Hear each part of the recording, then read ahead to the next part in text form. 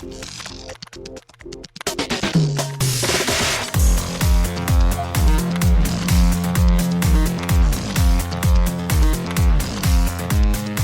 and welcome to Too Fast, Too Forever. There's all kinds of family, we chose this one. This is episode 109, The Getaway from 1972. I'm Joey Lewandowski. I'm Joe too, and this episode is brought to you by Mercury. Better ideas make better cars. If the Mercury Monterey didn't have an incredibly smooth ride, it wouldn't be here. A bottle of nitro wired to a detonator in the back seat gives Mercury its most sensitive ride test yet.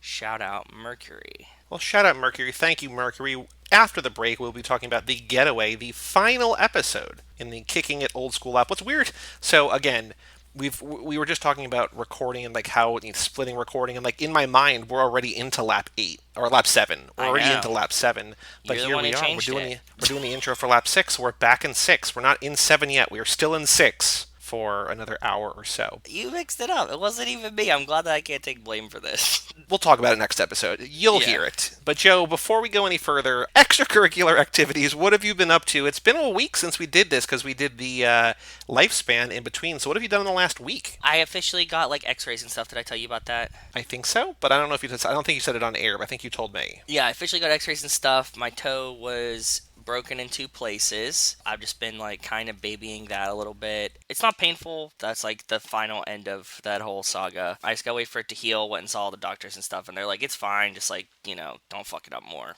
I have been watching some movies and some TV shows. I have started, I told you and Wes about it, that I've started on Lost, so we can catch up for next lap, although we're not in next lap yet. Oh boy, yes, correct. We will save that for the future. But I've started Lost because, like we were saying, next lap is Michelle Rodriguez's lap, and she's not until episode 23 is the first episode she's in. She's in one episode of season 1, and then she shows up in earnest in season 2, right? Exactly. So I've been like watching, up until episode 23 in the first season. It's not the first time I've watched this, but it's essentially the first time I've watched this again. And other than that, what else? I recorded a babysitter movie for Brian's podcast this weekend. Talk about another Lifetime movie with Brian. It was actually one that he picked. It was a lot of fun, so you should expect that out probably kind of soon, because I think he's already doing the babysitter stuff. So yeah, it's this summer. It's Mondays this summer, so I don't know when. Actually, I can look at the calendar, but as you talk, I'll see if I can uncover it. But what else have you been up to? Drinking, made some pizzas, finally like reestablished being home, so baking some stuff, cooking some stuff, but mostly just trying to like stay low, hide as much as I can, essentially. I think, unless he changes it, I think your episode should be out on Monday, August 3rd. So in a couple weeks. Okay, yeah. So not too far. Not too far. And then I had one come out recently. Actually, today, as this episode comes out, on Friday, we were talking about Rad, which we have talked about on this episode, or this show, a little bit. We love Rad. I love Rad. Wonderful movie, Rad. Yeah. You're welcome. Thank you. My greatest joy in life is bringing Rad to people who don't know about Rad, because Rad is so beautifully perfect and beautifully dumb, it's and so I love wild. it. Yeah. I'm also going to be on another slumber party at the end of August. I think August 24th, unless that changes. Brian, I'll be again. But I'm going to say this, and you can like keep it, edit it out, or beep it out. But like for one lap of Too Fast, we should do like a planes, trains, and automobiles lap, so we could do Rad. Just like all various means and modes of transportation? Yeah, it'll be like things that aren't cars. Yeah, I'll write that down. I can keep that in there, because I mean, it's not happening next year, and people are going to forget about it. Yeah. People aren't going to forget about it. We're going to forget about it, which is why I have to write it down. Yeah, exactly. But you know what I mean? Like motorcycle movies and like boat movie, like anything that's just not like planes, trains, and automobiles. So planes, trains, and automobiles. Not automobiles. But not planes and trains. Okay, we can call it planes and trains in parentheses, but not automobiles. Exactly. That's a perfect name for it too. Are we allowed to do planes, trains, and automobiles, or does that not count? Or is that exempted? No, we can do that as long as it's like the first one. We can time that because that's a Thanksgiving movie, and so we can time it in a lap that covers Thanksgiving, and we could do it that week. That would be cool. I'm down. I've never seen it, so it doesn't matter. Yeah. I've seen it once. I like it. I liked it a lot. I actually only saw it when I was really, really sick one year on Thanksgiving, which was miserable. Like, it's the, you and I both love Thanksgiving. And I love that's like the worst Thanksgiving. time. I hate all holidays, but Thanksgiving is like good. November. Cool. I got it written down. Gonna forget about it, but it's not happening in 2021. So sometime maybe 2022. You heard it here trains, first. But not automobiles. You heard it here first in... Oh, yeah, by the way, it's still 2020. Yes, so... Whew. All right, anything else you've been up to? No, that's it. Like I said, I'm laying low, man. Well, as you can see in the Discord channel, I recorded an episode of The Fantastic Four, which is the unreleased 1994 version of the Fantastic Four. This is a Nico movie. They're doing Nico and Ooh. Kevo on this lap, or next lap. God damn it, next lap. This is You the only time started it's going this. to be really You bad. did this to yourself. I know, but like it's better. I mean, it's better. It's better. It's just I'm confusing not as arguing hell. with that. I just like to make fun of you about it because all this chaos is your fault. I know. But next lap, Nico and Kevo are guests. They are doing a 4-episode pivot, or maybe more. But I'm on 4 episodes of HTML. We're covering the 4 Fantastic Four movies. Cool. Our friend, our past super fan, but has since dropped off the face of the earth. She is 98 episodes behind on the podcast. Jess Montez Collins Very is Montez joining of us her. over there on those episodes. That's cool. Yeah, she was tweeting at us like, I'm talking to my cousin or whatever, and we're referencing Fast and Furious. So I was like, so you're going to start listening? She's like, yeah, I'm just 98 episodes behind. By the way, this is episode 109, so she stopped in the first 10. So Perfect. she is not quite into it. But I mean, hey, if anybody can do it, it's Montez. There you go. Since last time, I think I've just been watching things too. I'm at a point where like I don't know, like I kind of ran out of other things to do. Like I'm still reading a bunch of books, and there's nothing to do but watch things, right? Like Exactly. Yeah. just trying to stay home and be safe. So when was the last time we recorded? I guess it was the 8th that we talked about it. Okay. We briefly talked about this on Facebook, but I watched Palm Springs, the new movie on Hulu. Yeah. Which I think you would really like, but I'm not going to say you need to watch it immediately. It is a really nice, funny, cool twist on a very common sort of trope. Okay. That works really well. Plus, it's only 90 minutes, which is great. That's always Andy great. Samberg. It's kind of a rom-com, sci-fi rom-com, essentially. Oh. It's on Hulu, so that's pretty cool. Yeah. I watched the new Charlize movie, The Old Guard, which is on Netflix, which is good, not great. I was gonna ask you about that because I saw it pop up on my Netflix, and I was like, "Oh wow, like a new Charlize movie." Are you guys gonna cover it? Did you cover it? We have not yet. Mike and I have had conversations about, especially as we're doing 2 of these a week and we're finishing up Hanks. I think once Hanks ends in October, he and I are going to go back and cover a couple Charlize that we missed, including Okay, this cool. one. Going to do some Shia, I think maybe, and then pick up on Elvis again. But just like right now, I'm already doing 3 a week. I just can't mentally do more than I'm that. so proud of you for knowing limits. That's awesome. Even though I recorded this episode with Nico on Monday, and I recorded Hanks yesterday, and I'm recording a cruise club on Friday, so this week is like 5 and 6 days, but Ugh. it's just my life, man. It's just what it is. Yeah, I have said no to podcasts, though, that's good. also on our network, but yes. That's very good. Proud of What you. else have I watched movie-wise? No other movies, but I've been watching a lot of stand-up, as you know, as we talked about. So here's some good stand-up recommendations, I think. Which ones did Rory you watch? Scovel tries stand-up for the first time. Do you know Rory Scovel? No, who's this? I don't know. He's got a Comedy Central show that's on YouTube now. What would you know Rory Scovel from? He's just a comedian. He's on Comedy Bang Bang. I don't know if you would know him from things. He was in The House, which was that Will Ferrell, Amy Poehler movie. I don't He remember looks him familiar, in that. but I don't know him. Go ahead. Okay. His special is really, really good. It came out a couple years ago. It's really, really weird and good and works really well.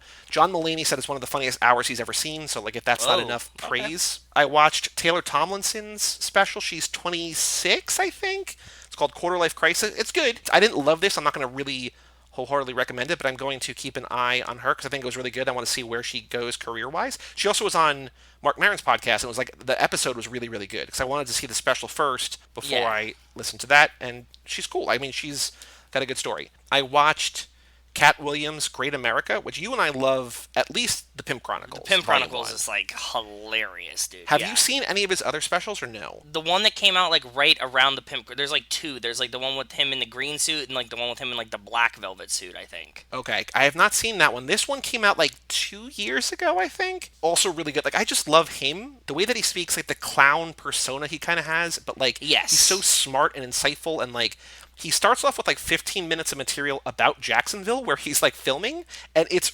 hilarious. And I know I feel like nothing I've about seen this. Jacksonville. now that you say that. I feel like I've seen The that set is part like of the it. present. It's like the Oval Office. I remember Jacksonville jokes, and I remember him being in Jacksonville making fun of Jacksonville. So maybe I saw this, but I think I might have seen it when it first came out, like 2 It's years on ago. Netflix. So, I mean, probably if you're just like Yeah. clicking around. A lot of these are on Netflix because that's just they Yeah, they that's did how it works. for a couple of years they put out like one a week. I think they still are now putting out one a week. They're just like less vocal about it. But I also watched Tom Papa's You're Doing Great. I didn't really know Tom. I knew of Tom Papa. He's a New Jersey boy. He filmed this one in Newark, so born and bred and recording there. But he, to use one of your words, just kind of wholesome. I mean, like it's a little. Like, there's some stuff that gets a little edgy, but like it's basically like an hour-long pep talk, kind of just like you're doing great. Like life sucks, life is terrible. The fact that you're just here and you have clothes on, like you're just doing great, and but it's really funny. That's cool. And then the only other one that I watched was Joe. I mean, only other one I watched like basically one a day. I watched Joe Mandy's award-winning comedy special, which is also really good. So if you're looking for a comedy, I recommend basically all the ones I watch because I've been. You should also be proud of me. I've also been bailing on a lot of comedy specials. Like Nice. 15 or 20 or 30 minutes in, and if I'm not like really into it, I'm like, I don't need to stop. I can bail. I don't need to keep doing this. Yeah. There's not like one joke that's gonna like pull you back at the end that you're like, ooh, that was worth it. That's basically it. I'm trying to think if I've done anything else of note, really. I don't know that I have. Just been movies and stuff and reading. So, yeah. That's fun. I do want to say, though, that What? this episode is about the Getaway, and I mentioned this to you on Facebook. When I was creating the post on Facebook for this episode, I was like, why is the URL the Getaway taken? I was like, what the fuck is there? And I looked, and I totally forgot. I listened to this episode, but it was years ago, that Philip Seymour Hoffman was in the remake, the one with Alec Baldwin and Kim Basinger, which we'll talk about briefly in this episode. But I was like, oh shit! And so Brian and Kyle talked about it. He's like, he has a very, very small role in this movie. Yeah. But if you're interested, I guess, in their take, because you know both of them from this show. You know them. If you're interested in their take on the remake, go check out that episode of P.S. I Love Hoffman back in the archives. Wherever you get this, you can get that one. So just want to put that out there because it caught me off guard. I was just like, oh shit, okay. Yeah, it was cool. a weird coincidence type thing situation. You're like, why the fuck? Like, I can imagine you like typing in. You're like, who took the Getaway already? Like as a URL, like why? Because like I posted like until like recently I was posting everything, and so I was just like I have a pretty good sense, especially since like most of the things on our like at least half, if not more than half, on our site is stuff that I was on. Yeah. Like, I've never talked about, like, I never even, like, really heard of this movie until this lap. Like, I never talked about this. It's not a bad movie, so, like, Real Bad wouldn't have covered it. I'm like, who could have covered, like, it's not a third movie, so, like, Mike wouldn't have covered it. And you post everything, and you listen to everything, so you would have seen it. Yeah. The Getaway. Go check it out. I don't remember, but I vouch for it, so good episode, I'm sure, right? So, cool. Do that. Yeah, it can't be bad, right? Joe, we have a Patreon page here on the show, toofast2forever.com. Shout out to Cassie Wilson, Jake Freer, Ben Milliman, Nick Burris, Alex Ellenin, Justin Kleinman, Brian Rodriguez of High School Slumber Party, Haley Gerbies, Wes Hampton, Christian Larson, and Jerry Robinson. Thank you all so very much. Thank you. I was thinking about, like, I should just start putting, like, weird random things in there, because I feel like when we get to certain parts of the show, like probably this chunk, and at the end, if people are going to utilize that 30-second skip, it's probably here, because we say the same thing basically every episode.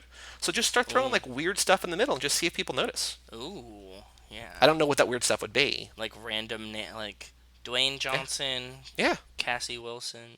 Cassie Wilson, Jake Freer, Vin Diesel, Ben Milliman. Yeah, exactly. I think I called them Ben Milliman. That's a combination of Vin Diesel and Ben Milliman. Ben Milliman. Ben Diesel. Yeah. Ben Diesel. Ooh. Yeah, thank you all so very much. So this episode comes out on Friday. Tomorrow, as planned, you will hear the kickoff to Lap 7, the back half of this next episode with Nico and Kevo. Yeah. Then on Sunday, this Sunday, I'm going to announce, I'm going to post, we already know, but we're going to post on Patreon Laps 8, 9, and 10, the themes. So our $10 a month patrons can get their ideas ready for next year. You get one pick per lap. If you want to upgrade, you can have a one pick per lap. If you want to know what it is, if you're out there listening and you want to if you're curious, even $1 a month gets you access. Like, basically, everything that we post on there, it's all just $1 a month. The higher tiers, you get, like, the voting, picks you get the stuff. Yeah. picks and stuff, and, like, merch and everything like that, swag, but, like, you get access to everything from even $1 a month, so. Yep, true. This Sunday, you'll know basically what the next year after this next lap, what the next year of Too Fast, Too Forever is going to look like, so. And stay no tuned. spoilers to anybody that listens. I already don't know what the themes are, so. Well, I will say that you wholeheartedly endorsed all three of them. So I know, yeah. I board. know that they were good. If you asked me to like list them, I couldn't tell you them. All right, Joe. We also have an email address here on the show, family@cageclub.me, and I think we have. Let me just double check. Do we have a fuck ton? I can imagine it being a lot. No, we don't have a ton. We have 5. One of them is pictures from Hector, so we're going to skip that one. He sent in 3 pictures, I guess, to do again together if we do another Bachelorette style. Oh, he liked that so much that he sent in 3? Okay, cool. That's cool. I like that. Yes. Good. I'm glad you guys enjoyed that shtick that was going on, so that's fun. So we have 4 emails we're going to read today. Again, if you want to email in, family@cageclub.me. But Joe, first up from...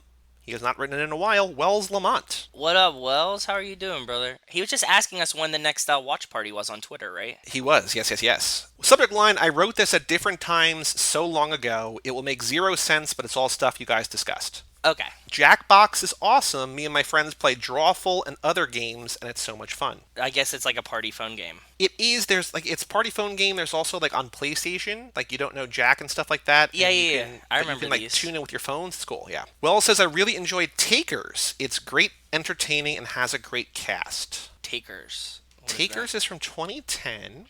Idris Elba, Paul Walker. Oh, right, right, right. Idris and talked Paul about this, Walker and yes. T.I. and Zoe Saldana. We talked about this. I remember talking about this, but forever ago. Or Yep. maybe not. I don't know. Time is weird, as we know. Flat circle. Joe mentioned CBD weed. This is how behind I am, lol. Don't remember talking about this, but alright. Anyway, my friend moved to Brooklyn, huge pothead, strict weed laws it's hard to find. His girlfriend Really? had a guy at work that sold weed only on Thursdays. Weird, I know. Also, it's very expensive, but it's New York. Everything's expensive in New York. It's just what it is. Yeah. He bought an eighth and was not getting high. He was getting blue balls. He was frustrated and just wanted to get high. Long story short, it was CBD with little to no THC. Dude who sold it to him is an asshole. That's messed up. Crying, laughing emoji, crying, laughing emoji, crying, laughing emoji, crying, laughing emoji. I'm a big fan of the diet weed. My mom and sister, they have their medical cards in Pennsylvania. How he couldn't find weed in New York is mind-boggling to me because there's everything you can want. You just need to find the right people. The CBD weed is fine for me because I'm not a giant pothead, so I get too stoned and scared. Yeah, yeah, yeah. That's what happens. So mad I missed the Death Proof episode. If I already wrote in about this, I apologize for being redundant. If you did, we probably don't remember. But my favorite part of Tarantino is his dialogue. He's so good at writing, and there's not much action in the movie, so the dialogue had to be good. It's all women, too, which was great, and it was very well done. Most Agreed. people have at the bottom of their Quentin movies, their QT movies. This was the first QT movie I ever saw before I Wow. knew who he was, and well before I realized what good movies, good acting, and not Nick Cannon or Paul Walker. By the way, Nick Cannon's canceled. Have you heard about that? I heard that he was, but I don't know why. I know that he lost his show. What did he do? He said on his show, we, as in black people, were the original Hebrews, and it just did not. Was he trying to like skate? Wells and I have talked about this too. Was he trying to like skirt some attention away from Deshaun Jackson saying like something really stupidly anti-Semitic the other day? I don't know. I didn't hear about that. Maybe? Oh, you didn't? He said No. something like, oh, he said, oh, fuck, he said something really stupidly anti-Semitic. I don't even remember what it was. It was like, it was one of these things where it's like, you idiot, just don't say this. You know what I mean? It was like one of these Yeah. things. It was like, I don't think that he's anti-Semitic. Like Wells and I were talking about this, but we were just like, the thing that you said was just like, God damn it, you're so stupid. Just shut up. Like, put Yeah. your phone away type thing. Okay, maybe he was trying to save Deshaun Jackson and got himself canceled by accident. He says, not Nick Cannon or Paul Walker movies were, probably a reference I've made before. I will say that I didn't know who Tarantino really was, when I saw the first trailer in theaters for Kill Bill. And I was like, What? who? I think I might have even told this story before because it was like 2002, so I was probably 14. I mean, I wasn't. That's not. Like, I don't Okay. think it's crazy. No. 14 is a good age because like these aren't movies that like your parents would have shown you as a kid, right? No, So, and I like, saw. I would go on to see Pulp Fiction in the next year or two at my friend's house. And I still didn't even realize in the time like how mind blowing it was. But I remember in theaters being like, who the fuck does this guy think he is? That he's gonna put out volume one of a movie. I was like, this pretentious motherfucker. Like, come on. Who? How does he know that this movie is gonna do well enough to get a volume two? And then obviously, yeah, it's obviously. Tarantino. I remember I watched Pulp Fiction pretty much on loop like my sophomore year of school. I think I'd probably watch it like twice a week at night, like just Wow. while I was doing other stuff. Yeah, like Pulp Fiction, like the beginning of it, like I've watched the beginning of it like so many times because I would have like insomnia. So I mean, like I was watching movies all night, every night, but like Pulp Fiction was one that would just be like in the DVD player that I would play all the time. So Gotcha. Yeah. I like this movie originally for the car crash and the ending car chase only. Now I like it for the good convo and solid acting. It's wonderful. it is. It says I've given you guys my QT list before, and this was middle top, I think. Jungle Julia is great, and the acting is legit. It's no Leo and Jamie Foxx, but it's fantastic. Yep. As I'm writing this, you brought up True Romance. I'm learning to play that song, You're So Cool, on piano. Oh, that's awesome. I love that song. Do you know that song? No, I've never seen True Romance. Everybody's been telling me to Oh, watch man. it. I love it. That's my favorite thing that he's written. Yeah, I know. Everybody says that. Everybody says it's like incredible. But I had somebody that was like trying to pressure fuck me to watch it, and I didn't. I got turned off by that. So Yeah, I mean, like you basically know what it is kind of before you see it, but exactly. it's a love story. But it's great. There's a song by Hans Zimmer called "You're So Cool" that like repeats throughout because like at the end, they say to each other like "You're so cool," but there's like this motif through it and like this song. It's kind of like don't know music enough to, but it's kind of like calypso-y sort of, but it's like this like Okay. dun dun dun dun. Like it's a very cool. Like you probably have heard the song just Probably. around. Says, I heard they didn't play the lap dance scene in Death Proof in the theater version. Correct. It's only Yeah. on DVD. Is that true? Yes. It was missing reel. I think we talked about that briefly, that was cut out and the scene at the convenience store was cut out. So they cut out like 20 minutes or whatever. But yeah, Like it's just, it was a another joke in the... foot fetish scene. Yes. Love the song he uses in that scene. Another thing, oh yeah, the Down in Mexico. Great song. Another thing I enjoy that QT does is his overlapping of sound, which a lot of directors do, but he does it better. The way a pipe is lit, beer being poured, cigarettes getting grabbed off a table, it's all on purpose. I don't get ASMR triggers or anything like that, but it enhances his movies. You're right. Now that you say that, I'd never really like put that into words, but I can agree with it. Yeah. There's like Layering of his sound. Yeah. it's like that, but there's also like something that I really love that Spring Breakers does really well, where it's like layering and overlapping sound, and it's editing in a way that like there's the sound and the music and the scene, and it's telling multiple stories at once, but the same scene, but like kind of like a mini. Like what I'm trying to describe is in Spring Breakers. Spoiler alert, when they get arrested at the party and like you're seeing them partying but you're also seeing them get arrested at the same time, but like as they're telling the story like they're still partying but they're also cutting back to them at the cop car all in Yeah. handcuffs, and like the way Yes. that that's edited, like it's stuff like that where it's the layering of story and it's different from the sound but a similar kind of aesthetic. Like anything playing with time or playing with perception or traditional movie tropes I think works really well. Yeah. Harmony Korina's a master too, man. So. I'm still listening and catching up. Don't think I'm not. It'll take more than a Verona B, maybe Corona B, or is he inverting? I don't know. To get rid of me, it was bad timing when I stopped being able to listen to you guys as much. You started doubling up on episodes, Yeah. which Sorry, I bud. realized is maybe a bad thing, but whatever. We're doing it. It's out there. If you listen, you listen. I'm glad though because I'm running through them. I'll really be able to start catching up this next week, so I'm excited for that. Okay, oh boy, Bro Montañas. Bro Montana's. But he's got a little the tilde on the Montañas. end. Bro Montañas. Okay. It's been fun. I'll catch you on the flip. Peace out. Thank you for writing in, brother. I'm just glad to hear you're doing good, man. That's it. Yeah. Always good to hear from you. And we'll have another watch party soon, I'm sure. I'm getting itchy a little bit for one, so it's we were doing like one a month, kind of, right? Plus, we're entering a new lap, so that's going to be good. And yeah. Yeah, it might be a good idea. Next email from Jerry Robinson. Subject line: Hey fam. What up, Jerry? How are you doing, bud? Says with the Letty lap, I'm wondering if you'll do Avatar since she was in it, but there's no car scenes. Which, as of right now, we're not. It's not on the docket. You mean Space Pocahontas? Space Pocahontas, Space Fern Gully is not on the Oh docket. yeah, Space Fern Gully. God, I never even put that one together. Fuck. Oh, that was the whole thing. Like, that's what people were saying, that it's just Fern Gully. It's the same thing, but in space, right? Oh, So, I always just thought it was Pocahontas. It's just Space Pocahontas. so there are two movies I was looking, and there's two movies. There's Avatar and Machete Kills, which this might also allude to or hint at what we are covering. But those are two that are not on the docket right now. So if you really want us, dear listener, to cover one of those, toofast2forever.com. Yeah. I mean, Avatar is like I thought about it. There was it's a reason. huge. I don't It's remember. huge, right? Like that's 2 what I'm hours saying. and 42 minutes. No, but I'm saying like it's just like a huge movie. Like like we like to throw in some of these like big movies, but like unless you guys like really want it, like a huge movie, it's like, well, what can we say about Avatar that somebody better than us hasn't already said about Avatar? But I guess nobody's looked at it like if it's Letty instead of Space Pocahontas. So I'm looking in our Facebook thread, and I said to you on April 30th, also we could, this is all back to back in a row. Okay. Also, we could do Avatar. I don't know if I want to do Avatar, but we could do Avatar. Okay. And then you said from the Letty perspective, it's kind of interesting. As long as we cover them as Fast and Furious movies, I think it always kind of works, which is true. But, That's it's it. Oh, perfect. That's exactly what my stance stayed still. No Yeah. Gemini nature that time. I Nope. was firm in my resolve for my opinion on that. As of right now, no Avatar, no Machete Kills, but if you want, You toofast2for.com. can make it happen. Yeah, I'll do it for sure. Like I'll watch it like that, but So what's also weird is that she's in the first one. I don't think she's coming back for the second one, but I think Vin Diesel's in the second one or something like that. So like, Avatar? there's a fast connection. Yeah. what? Vin Diesel's I gonna be in think. Avatar 2? I knew that they just said that they were making Avatar 2. They're making Avatar 2 through 5. Jesus! How many cameras did he need this time?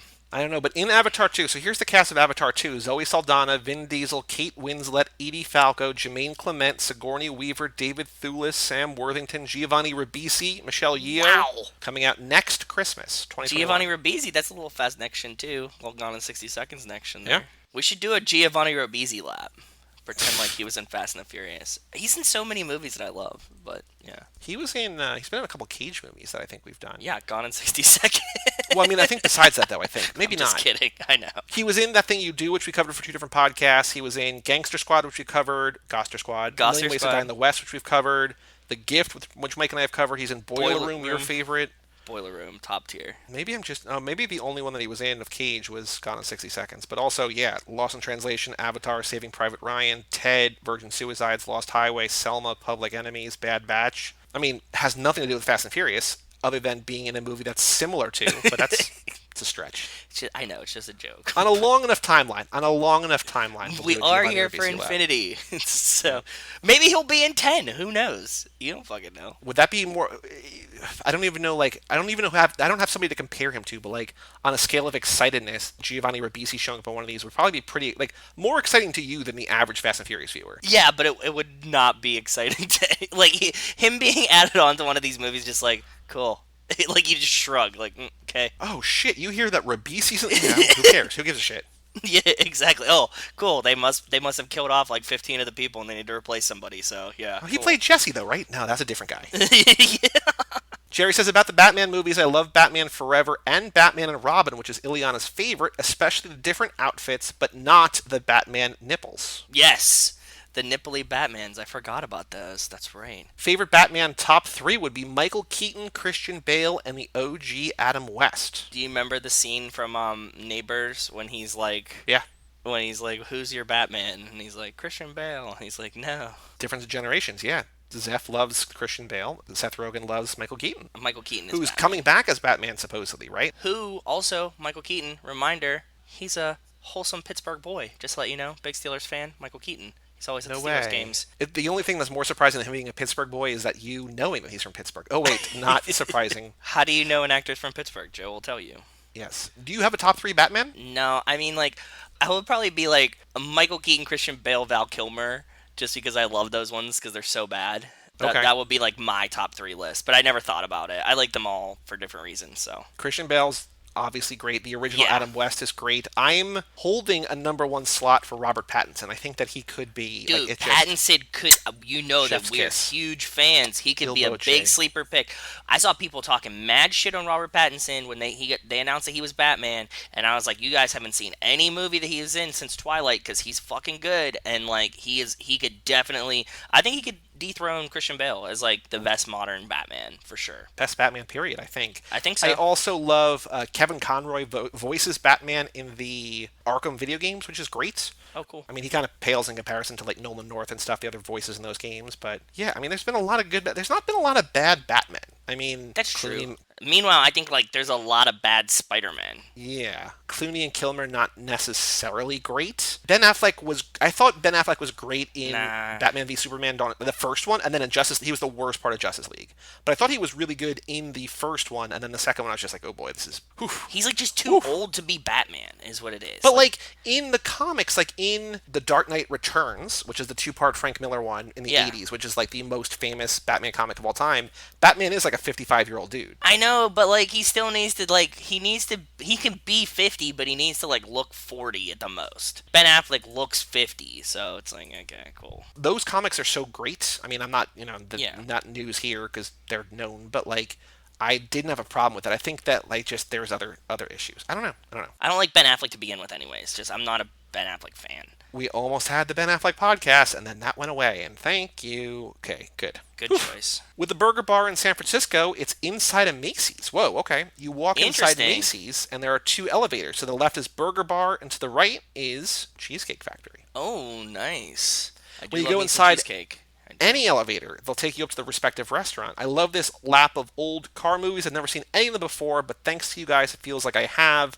That's all I got for now. My brothers, be fast and not last. Thank you, Jerry. But yeah, check out some of these old car movies. Like I think you could pick up the tones of which ones we were like, this is fucking, you need to watch it immediately type feels. So, but all of them were good. The only downside, the only difficulty about this lap is that a lot of them aren't popular enough or in the mainstream enough or recent enough. Like, you have to pay for most of them. Like, a lot of the like just newer movies in general are more accessible. Yeah, like, I on think like that's Netflix or Hulu or whatever. that's Yeah. the only real downside is that like almost all of these movies you have to pay to rent. The other thing is like, dude, I'm sure that you can buy a lot of these DVDs for like 99 cents on Amazon. So just like Yeah. pick one a week and just like buy the 99-cent used DVD of it, and like you're not Deals gonna be all day at disappointed. It's worth Rasputin. $1. Gotta get Rasputin back open so you can hop there and get deals all day at Rasputin. Well, Jerry's in the Bay Area. Maybe he knows Rasputin. He Is in the probably Bay Area? I think he does. is, right? He's in Oakland.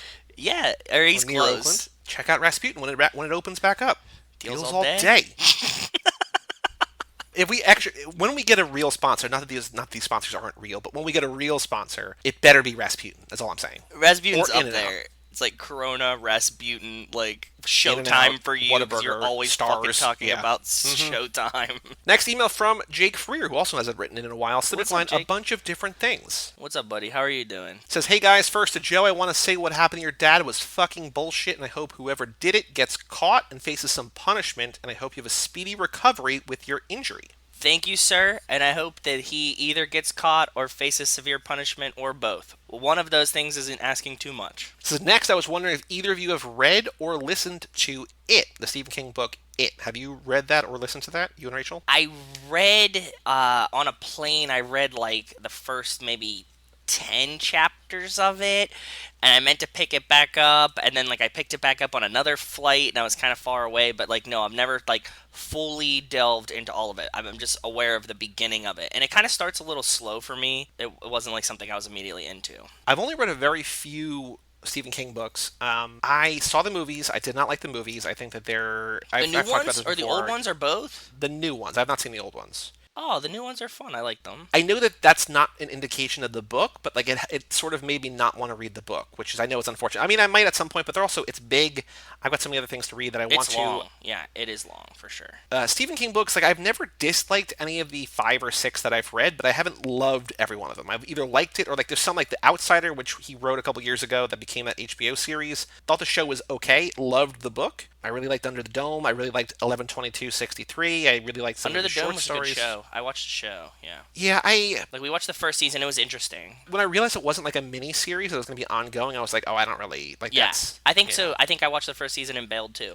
Oh, on that note, I wanted to say, oh, I forgot because it was so long ago. But we watched all the things that you recommended, and I was waiting to tell you about them. 237, which was just like a bunch of nut jobs that they put together and let them Right. talk chaos for an hour and a half, which was wonderful in its own regard. But there's some people that have some wild conspiracy theories about Yeah, it's The like Shining. get a job, you guys. Yeah, it's like, yeah.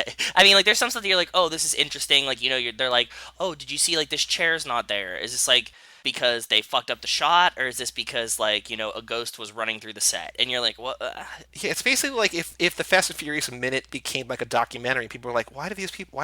Who let you in here? Exactly. That's precisely it. So I watched that, but I also watched the 3-part series. Is that the one that Stephen King made? Yes, Okay. what is it, like 97 or whatever one. Yeah. That has one of my favorite lines in anything I've ever seen. It's incredible, and Rachel and I have been saying this since we've seen it. Is this what you tweeted? Yes, where Okay. Halloran comes to the Overlook Hotel, and he gets out of his, like, snowmobile thing, and he just looks at the hotel and goes, hello, you old bitch.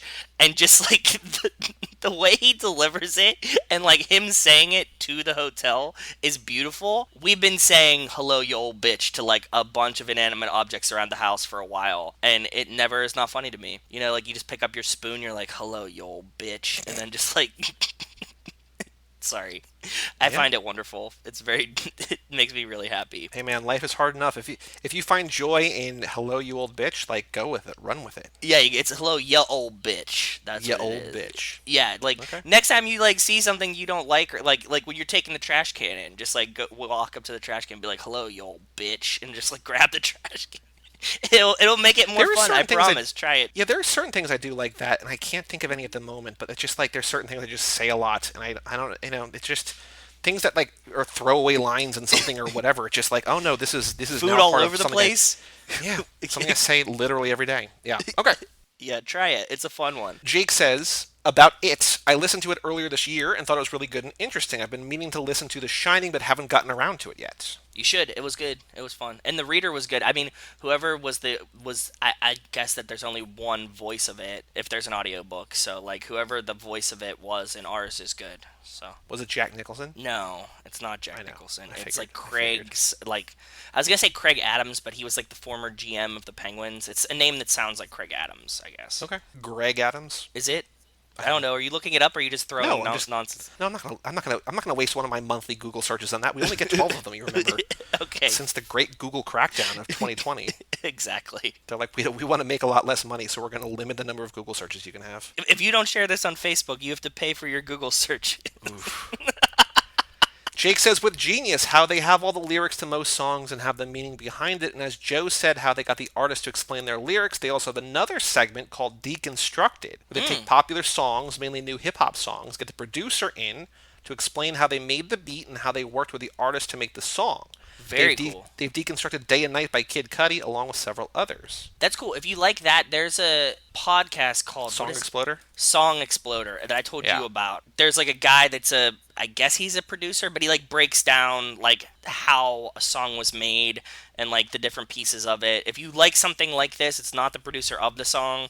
He breaks down like a lot of great songs. So pick a song that you really like that he covered because he covers like a bunch of different genres and stuff. And listen to one of those. It's Song Exploder is cool. It's actually like one of the only podcasts I've ever listened to that I'm not That on. you're not on. Exactly. Jake says, anyway, hope you guys take care. Till next time, Jake. Well, thank you, Jake. Thank you, Jake, for writing in, buddy. Good to hear from you. And our last email from Wes Hampton, subject line, Freebie and the Bean, what up, fam? What up, Wes? How are you doing, bud? Right off the bat, I have to admit I'd never heard of this movie, and for some reason, before we started talking about it, I got it confused with the peanut butter formula movie one of you mentioned in the episode before, which is the peanut butter solution, Yeah. which is wonderful. You should watch it on Amazon Prime. I mean, it's not wonderful, but it's wonderful. So I was thinking, okay, this will be weird, but whatever, maybe there's some car stuff in it. I think it was just the name. It sounds like a Disney Channel movie. Well, shout out to Nicole and Martinez with their Cooler Than Homework podcast, where they're talking through the Disney Channel original movies. Maybe they're going to get to Freebie and the Bean.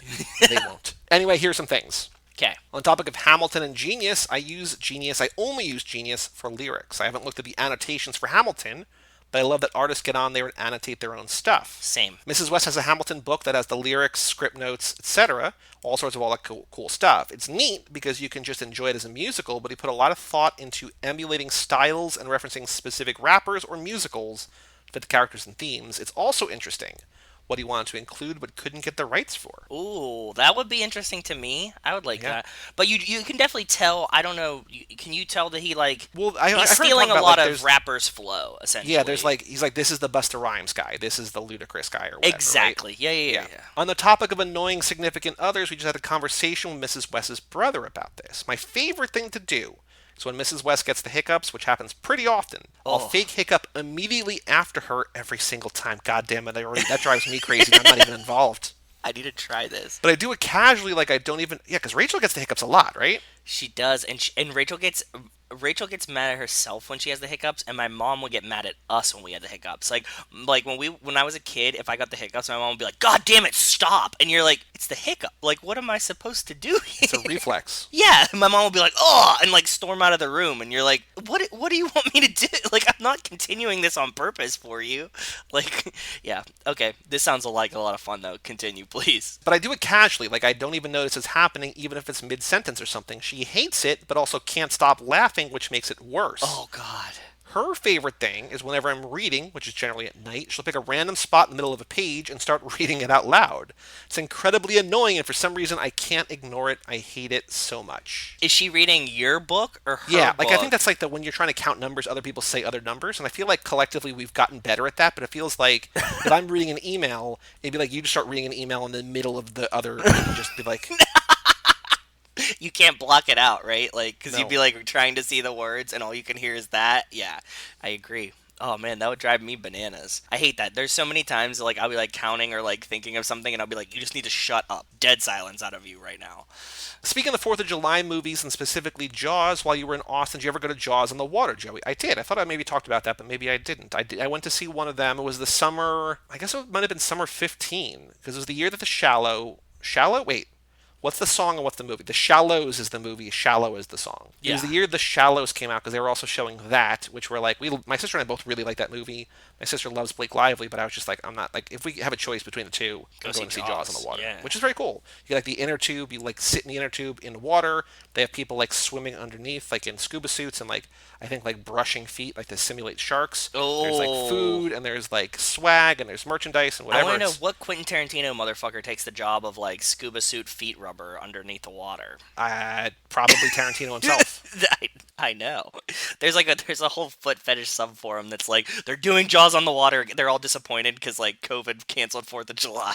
Like our annual retreat. No.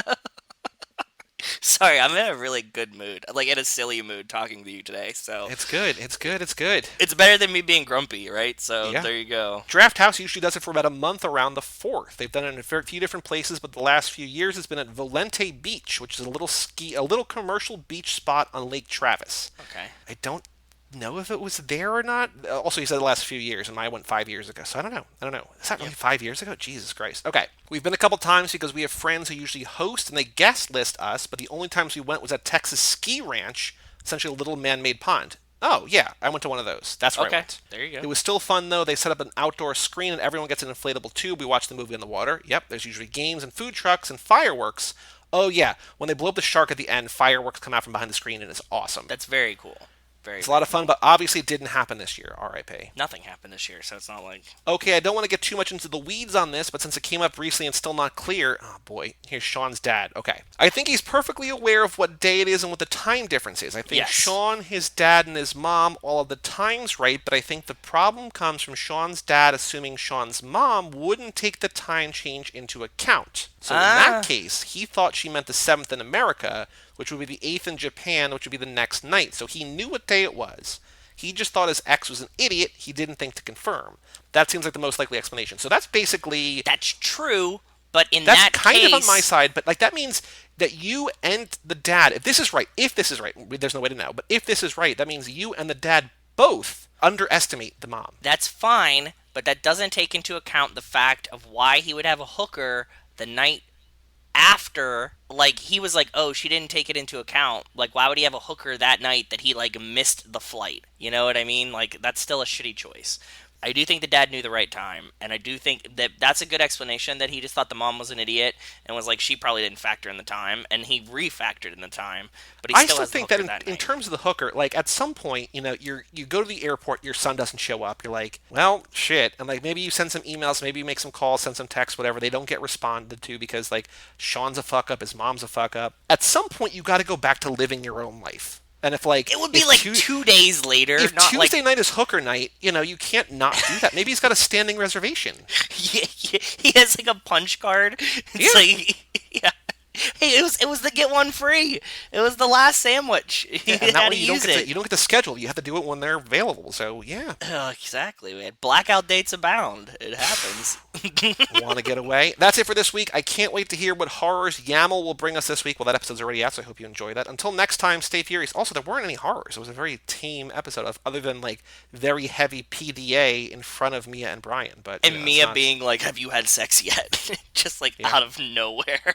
I love how much it's a 14-year-old's brain that wrote this. That's Yeah. like I think my favorite part of YAML, because like these are like things that like as an adult I couldn't even consider these happening. But like at 14 you're like, is Dom gonna let me have a job yet? And Mia's really concerned At if they the had Food sex Shack. yet. At Food Shack, not the Food at Shack. Food Shack. At Food At Shack. Food Shack. Yeah, so that's what that always makes me really happy whenever we read YAML, because it'll be like, like heavy penetration and then be like, Mia, did you guys have sex yet? And you're like, whoa, you're definitely 14. Yeah, that's right. Yeah. And that's all the emails for today. If you want to email in family@cageclub.me, send in a note, just say hi. I know there's people out there listening. Like I see the download numbers. Not everybody who listens writes in. Even if you don't want to be read it on the air. Just let us know that you're listening. I just like hearing Please, that new people yes. find the show, discover the show, whatever. Yeah. We don't have to read it, and you could write whatever name, or say don't say my name, or don't Yep. write a name, whatever you want, Yeah. man. All right, Joe. On the streets, news about the Fast and Furious. There was a pretty big thing that we did not post because it's a rumor, and I'm still sort of hesitant on rumors. But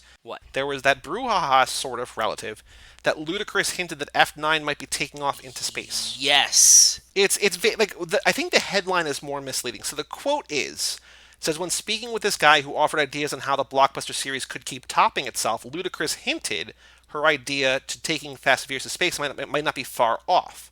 Luda says, quote, I will say that you are very intuitive because you said something right, but I'm not going to give it away. Yeah, and she could have been like, okay, we also like have Dom and Brian's son, and they go to space. Like she could have pitched like the whole Star Wars theory, that we had on that episode, and he would have been like, oh, you got something right. We don't know the background of the rest of this interview, right? I can look up the other. No, I mean like it's just like they're trying to draw conclusions.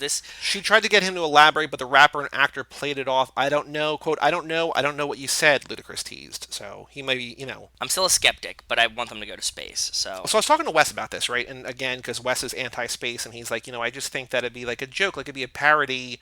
It doesn't feel real. And I'm like, look, they can go to space. That does not mean that cars are in space. Like, it's not out of the realm of possibility to think that Cypher has a spaceship, or at least access to a spaceship, right? Because or they like hack a space station or something, right? Yeah, and I think that again, we were talking about you asked X number of episodes ago, who knows when. What musician would you want to have in there? And I'm like, I don't know. And then I realized, oh, it'd be Grimes, because then you could bring in Elon. Elon's been in like a handful of movies. Like, he's been in like 10 or 12 things as Elon Musk, right? Yeah. Like, he's in Rick and Morty, he's in Iron Man, he's in like The Simpsons. Like, having him in one of these and be like, Dom, I owe you one from that time, that blah, blah, blah, blah, blah. It makes him seem cooler. I owe you a 10-second rocket.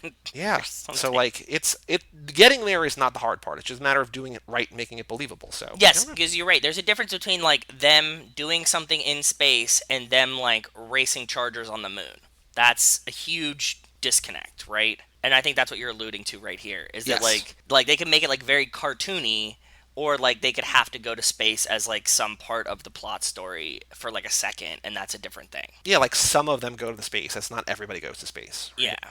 They don't Maybe just people die in space. I don't know. Ooh, that would be nice. Any other news? Anything that you found? Any other news No. or rumors or quotes or anything like that? Other than our news today that you told me to, which was our man Kanye is out of the presidential race. Yes, he dropped out. He is no longer running, which, again... That was a good run. He ran a good campaign. 11 days, man. Like, as long as Kim Kardashian's marriage was, is as long as he was a presidential candidate for. Well, like, in the meantime, Chance, like, endorsed him, and we're like, fuck, come on. Like, that, it felt like it was gaining momentum, and he's just like, no, I'm not doing it. It's like... Cool. It makes me feel even better that Kanye has the same Gemini nature traits that I do, which is like, this is a great idea for 11 days, and then be like, that takes a lot of work. I'm gone. Like, I'm done with it. That was the most gratifying part of it to me today. All right, Joe, the only thing we have to do before we take a break and talk about the Getaway is the Fast and Furious minute 74. There's no other name. Too soon, Junior. Too soon, Junior.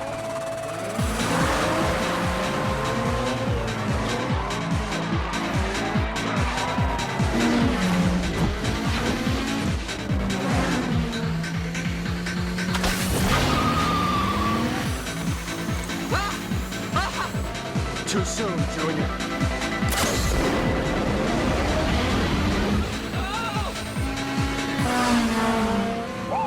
Shit! Oh, God!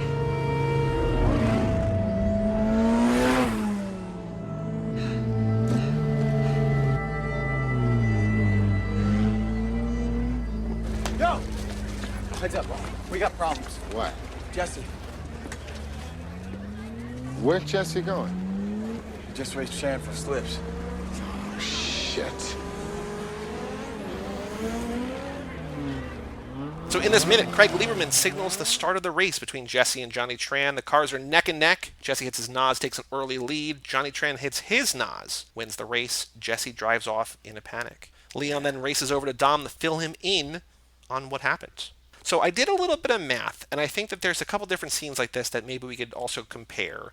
But we always talk about how the world's longest runway in 6 is like, it has to be like 40 miles long or whatever. Like it's impossible length of a runway, right? Yes. A lot of what we're seeing isn't all happening at the same time, or it is happening at the same time. It's We're not seeing like different views in real time. Yes. Yes. Yeah. And so this quarter-mile race, which I'm assuming is a quarter-mile race, Yeah. takes 25 seconds on screen, right? So it's about half this minute. It's 25 seconds. And you know that they always talk about 10-second cars. Right.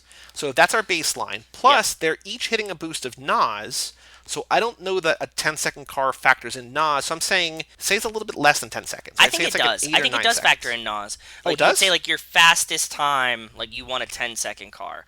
Okay. He doesn't say to, like, Brian, like, you need a 12-second car, but, like, 10 with NOS. Like, I think that's, like, your fastest time. So I think it does Okay. factor in the NOS. Okay. So then by that logic, at least in this scene, the car stunts are about 2.5 to 3 times longer than they quote-unquote should be. Which Yes. means that like the world's longest runway could be only like a third or 40% as long. I mean, it's still like if it's a 40-mile runway, having a 13-mile runway does not make it better. I mean, it makes it better, but it doesn't make it realistic, right? But No. like, Yeah. but there's also like, at the end of the Fast and the Furious, which I will say, because again, it makes kind of sense to talk about here, there's a real divide in my brain between the parts, like the movie that I have basically memorized, and then the movie that like I just know. You know what I mean? Like it's not like I don't really like I know the back half hour. But Oh, I you don't mean know the like back when we half. stop doing minutes of it? Yes. Like you hit a point and you're just like, oh yeah, I stopped doing minutes of it, and then there's like It's like, parts that oh, you this feels new. Like it's not new, but it feels definitely new not. because yes. I can feel that too. And I've seen the movie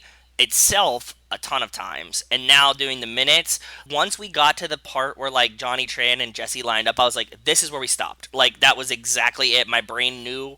Like I couldn't have told you that before Right. I was watching the movie, but when we got there, I was like, yep, I stop here. Like my brain already knew that like that's a part that I haven't seen 5,000 times. And like the next scene when Brian goes into the trailer looking for Mia, I was like, it's like my brain was like, I've never seen this before in my life. It's like, no, you have. It's just like you haven't seen it 12 times in a row like Exactly. a week ago. At the end, right, the race to the train tracks, like it's a quarter mile. They make a big deal of it, but like that's got to be like a full minute, right? Like that's again, Yeah. crazy. Yeah, we'll get there. We'll figure it Yeah. out. So I'm just doing a little bit of math. But it's also on in screen slow now. mo too, so don't forget that. There's a lot of slow mo happening in that one. True. I also noticed, and this would be a kind of a bullshit trivia question, but I think it's relatively fair. Did you notice? I don't know if you see in the notes, but did you notice the color of the finish line? No, I have no idea. Yellow, maybe? It's neon green. It might be yellow depending on the tint, but like it's green or yellow. So. Okay, so it's like neon spray paint. That kind of Yeah. makes sense, though. And then I wrote down, who's under the tent. We see now for the first time at Racehorse. We see Vince. We see Letty after her race.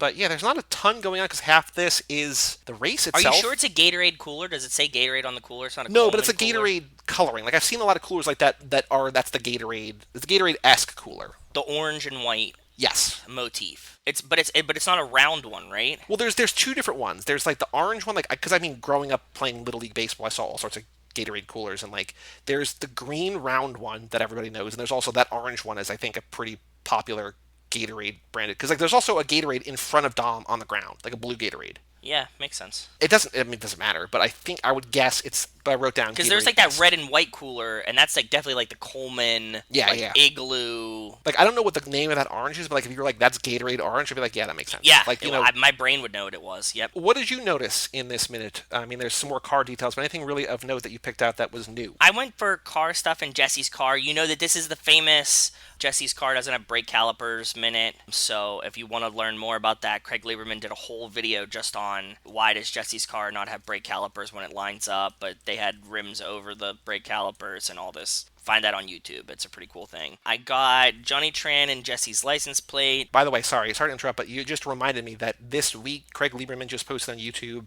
a video about Hans RX-7. So if you want to see that, that's on YouTube. Oh, now. cool. No, and then I got like more of the stickers on Jesse's car because we finally see those. There was a thing called Modern Image, which is Okay. like a paint company or something in San Diego. So I linked in there, and that was mainly it. I mean, this is like a super famous minute, so. So for the trivia question, I have two different options. I have the one with the finish line, but like again, if you think it could be yellow, just depending on like the tint of the Blu-ray or whatever. No, I was like, don't guessing. know. I was guessing in my head. I didn't Okay. even look at it. So like, if you say it's green, I believe that it's green. Let me go check it out real quick. But I do think that a decent trivia question, because he wears it most of the movie, and we could just have it just to ask here, is what jersey number or what number is on a generic jersey that Leon wears? I like that a lot.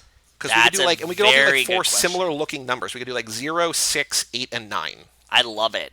It's very gettable because like he's wearing it for like probably 5 minutes on screen, right? Like it seems like that's kind of his main costume. Yeah, for the Main whole outfit, all of whatever Race they call Wars. it. Yeah, that's a good question. I really like that. I wonder if your friends are going to get that right. I don't know. I'll ask them now. Anything else about Too Soon Jr. before we? So we're actually going to say, I will tease that next. Go ahead. Episode, I know. This is what I was going we to are say not too. doing a minute. We are going to instead. So again, I think at the end of this episode, we say what we're changing for next lap, but we're changing that now. So next lap, we were originally going to do all deleted scenes, all special features, and the director's commentary. And then we're like, that's too much stuff. We're only going to do the director's commentary and deleted scenes.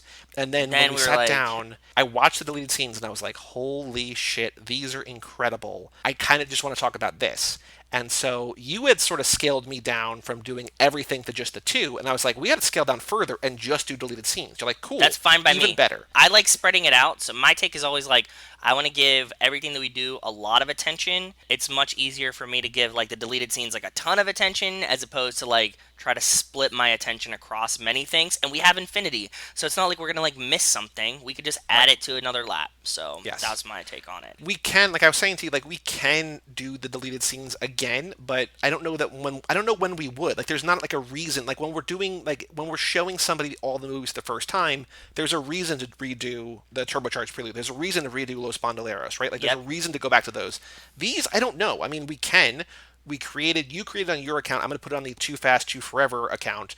A YouTube playlist of all of the deleted scenes. There's like 8 on the disc, and then I think there's 3 more on YouTube. So there might be more. If you find other ones, let us know. If there's more than 9 deleted scenes from 11. this There's movie, 11. Yeah. If there's more than 11 deleted scenes from this movie, like what the fuck? So Right. So what we're doing for the 9 episodes, assuming that there are deleted scenes for all 9 movies, I would assume there are, instead of doing a Fast and Furious minute that episode, we're going to spend that 10, 15, 20 minutes, whatever, talking about the deleted scenes. yeah. When Nico and Kevo talk about these movies, like they can see the deleted scenes, but they're not going to have the same kind of like, they'll see these and just be like, oh yeah, that was interesting. But like to us, like we're seeing more, like I'm going to tease some stuff. We know about like Vince's mom. We know about like Jesse's mom, like Brian's. Johnny like, Tran in this scene after this too. Right? Like Brian and Huge. Mia, like Mia stuff. Like there's all sorts of crazy character development. Like I understand, because there's also, on the Blu-ray, there's director's commentary by Rob Cohen, basically talking about the scene a little bit and then just saying like, here's why we cut it. So like what he says about each of these, why they cut it, makes absolute sense. That said, what we're looking for, just like actual canon, like what these characters are, who these characters are, Yeah. man, it's like an extra 10% of the movie, which is great. It's wonderful, yeah. And like I said, we should definitely share the playlist, right? Because it's on Yes, YouTube. we definitely are, yeah. Yeah, cool. So on Tuesday, our next episode, we are going to do, instead of the Fast and Furious minute, we're going to wait another minute for the Dom and Johnny fight. We are going to do the Fast and Furious, well, there's a deleted scene, extended version, or an alternate cut of that. But we're going to do those deleted scenes next episode. So if you have not seen them yet, it's like 9 or 10 minutes. Like there's not a lot, but like it's great. Like it's so, actually, no, I don't want to say there's not a lot. It's not a lot of time, but there's a lot here. So check out our YouTube page at youtube.com/toofast2forever. We'll also tweet out the link. Check it out because there's so much good stuff. Joe and I kind of blue-balled ourselves because we can't really talk about it today. We're going to have to wait till Tuesday to talk about it. So, like, it's... Yeah. It's actually good, though. It gives me, like, I already watched them a few times. I'm going to watch them a few more before Tuesday, too, because, like, there was a lot for me to latch onto there.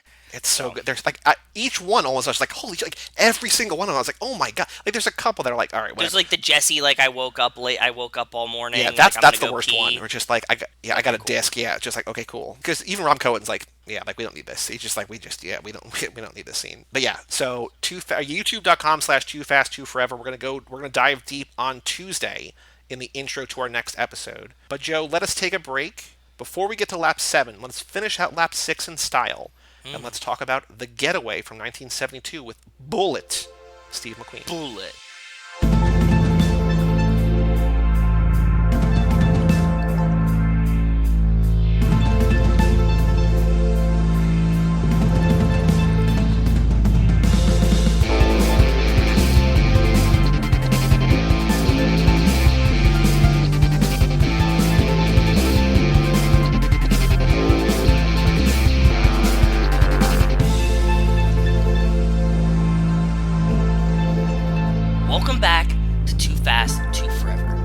episode number 109, The Getaway with Steve McQueen. This episode is brought to you by Mercury, the cure for spring fever. Try a delightful tonic, a new Mercury. Sample the room, economy, and pep that made Mercury famous, now available in the popular price range. Well, shout out Mercury. I do like, you just mentioned him before we started recording, Brian High School Slumber Party Rodriguez. Yes. But when I recorded recently with him and Kate Hudson, past guest of the show, I was like, Kate and Joe are very much like the same person.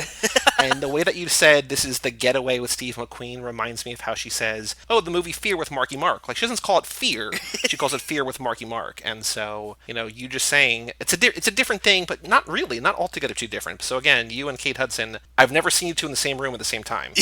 I know. If you can relate me to anyone, Kate Hudson's a great person to relate me to because she cracks me up, and I hope that I can be half as funny as she is to me. Also, this movie, like, if you say The Getaway, it feels like you need to throw the with Steve McQueen at the end of it. So what I will say here is that there's basically, I think, there's more than this, but for our purposes, there are basically three big Steve McQueen movies. There's two that we covered this lap, and there's one third one. There's Bullet, yeah. There's this, and there's The Great Escape. Yeah. None of them really fit in this lap, but the two that we did also kind of do. Like, Bullet has the great car chase, but Bullet's more of a cop movie. Yeah. This has a bunch of, it's more of a road movie, but this is more like a heist movie, so like at some point in the future we'll do a heist lap. Yeah. And then there's The Great Escape, which also is kind of how this movie opens, where it's a prison movie, right? And so he's in prison again. They all float around, but I figured for the final film in the Kicking It Old School lap, again, not really knowing what to expect, you fucking nailed it. Who better to go than to the Bullet, to the Steve McQueen, to the Paul Walker before Paul Walker in The Getaway. You nailed it. We'll get into the fast connections and stuff, but holy fuck. This was a great movie to finish on. I like this movie, but I think you like this a lot more than I did. I did not love this movie. Probably a sleeper pick for one of my favorites this lap. Really? No, I wouldn't have it anywhere near the top. Yeah. I didn't dislike it. I was just like, this is good. No, I really enjoyed it. It's like, I don't know, it like scratched it was like a good movie at a good time for me right now, and I really like this one. I haven't seen all the Steve McQueen movies, right? I'm not like a Steve McQueen fan. I was talking to my dad about this, and I was like, oh, we're gonna watch The Getaway with Steve McQueen, and my dad's a little bit younger. He never watched like any of the 70s car movies. Like, he started like in the 80s, right? Mm-hmm. I was like, oh, do you like Steve McQueen or whatever? And he's like, I don't really know. Like, I never seen a lot of his movies, so like he never gave these to me. Like, granted, we watched Smokey and the Bandit and like Midnight Run and stuff like that, but we never watched like these kind of older ones. Like, it was a generation that he kind of missed. Damn, for another Steve McQueen experience, I was like, holy fuck, I love this movie. So if you have not seen this movie, and it's not available to stream anywhere for free, unfortunately, but Steve McQueen starts out in prison. Yep. And he gets denied bail. Yes. Denied parole. Yeah. His wife comes in, played by Ali MacGraw, and he says, do whatever it takes to get me out of here. And so she makes this deal. How much does Ali MacGraw look like Mia Toretto? I was thinking that, yeah. The whole movie. She looks just like Jordana Brewster. So this is probably a good time to say this. So Barry Foster suggested Ali MacGraw then married to Robert Evans, who was a producer on The Godfather for the film. Okay. Evans arranged a meeting with her, Foster, Steve McQueen, and Sam Peckinpah, who is the director of this. Okay. According to Foster, she was scared of McQueen and Peckinpah because they had reputations as, quote, wild, two-fisted beer guzzlers. Yeah. McQueen and MacGraw experienced a strong instant attraction. She said, quote, he was recently separated and free, and I was scared of my overwhelming attraction to him. Wow. McQueen and MacGraw began an affair during production. Yo. She would eventually leave her husband, Evans, become McQueen's second wife. Foster was worried their relationship would have a negative impact by causing a potential scandal. I guess when you're acting across from Steve McQueen, how do you not fall in love with him? I don't know. I mean, we've seen, you mentioned before, Smokey and the Bandit, that we had Sally Field and Burt Reynolds acting across from each other in a handful of movies and them dating. Like, it's not that common, but it's also not altogether uncommon. Like, Steve McQueen was getting me steamy in this movie. Like, he just exudes such cool man. It's like hard to not see it, right? Like, I can understand for sure. He does punch a lot of women in the face in this movie, though. He slaps a woman for, yeah. Well, he slaps her, which apparently was improvised, and then he punches the woman at the end in the hotel. I was like, oh, wow, okay. Yeah. He's slapping her in that scene because he just found out, which actually fits back into the plot summary, that she had to sleep with this guy to get him out of prison. Yes. And so part of the deal is that they sleep together and that they set up for this bank heist where two of this guy's goons or whatever are with Steve McQueen and his wife. I guess I should have known from a movie called The Getaway that there was not going to be a lot of build up to the heist, and the heist itself was not going to be super long. Because, like, 45 minutes into a 2-hour movie, the heist is done, and then the getaway, the titular getaway begins. Yes. But at the heist in the bank, things go awry. One of the hired help, the goons, kills the guard because the guard reaches for his gun. The other goon kills him, and then he's going to betray. He's going to shoot and kill Steve McQueen too. We also found out that Carol was supposed to kill Steve McQueen as well, but she couldn't, so she kills the guy that she slept with. And then basically, it's like a car crash in slow motion, where one thing after another keeps going wrong, and nothing ever seems like wildly too much for them to handle. But it's like every step of the way, things go wrong, and they keep problem solving. Yeah. And somehow, I cannot believe the most surprising thing of all is at the very end, they get away with the money. Yeah. With like 10 minutes left, I wrote down that I was like, this movie's setting it up that, like, because they have like 6 guys in cowboy hats, like sort of the posse that came from the guy that they killed. Yeah. They're there at the hotel at the end, like this, criminals hideout or whatever in El Paso. Every time that like they do something, like they pretty effortlessly defend themselves, and I'm like, the movie is setting it up that like they're gonna get away, but I'm like, there's no way they can get away. Like I was expecting a Dirty Mary, Crazy Larry, or like a Vanishing Point, or like a Butch Cassidy and Sundance Kid, and then no, like they just drive, they find a guy, he drives them into Mexico, they bribe him to get his truck, and they leave, and like that's a happy ending. I was like, wait, what? It's kind of badass. Yeah, I didn't expect them to get away.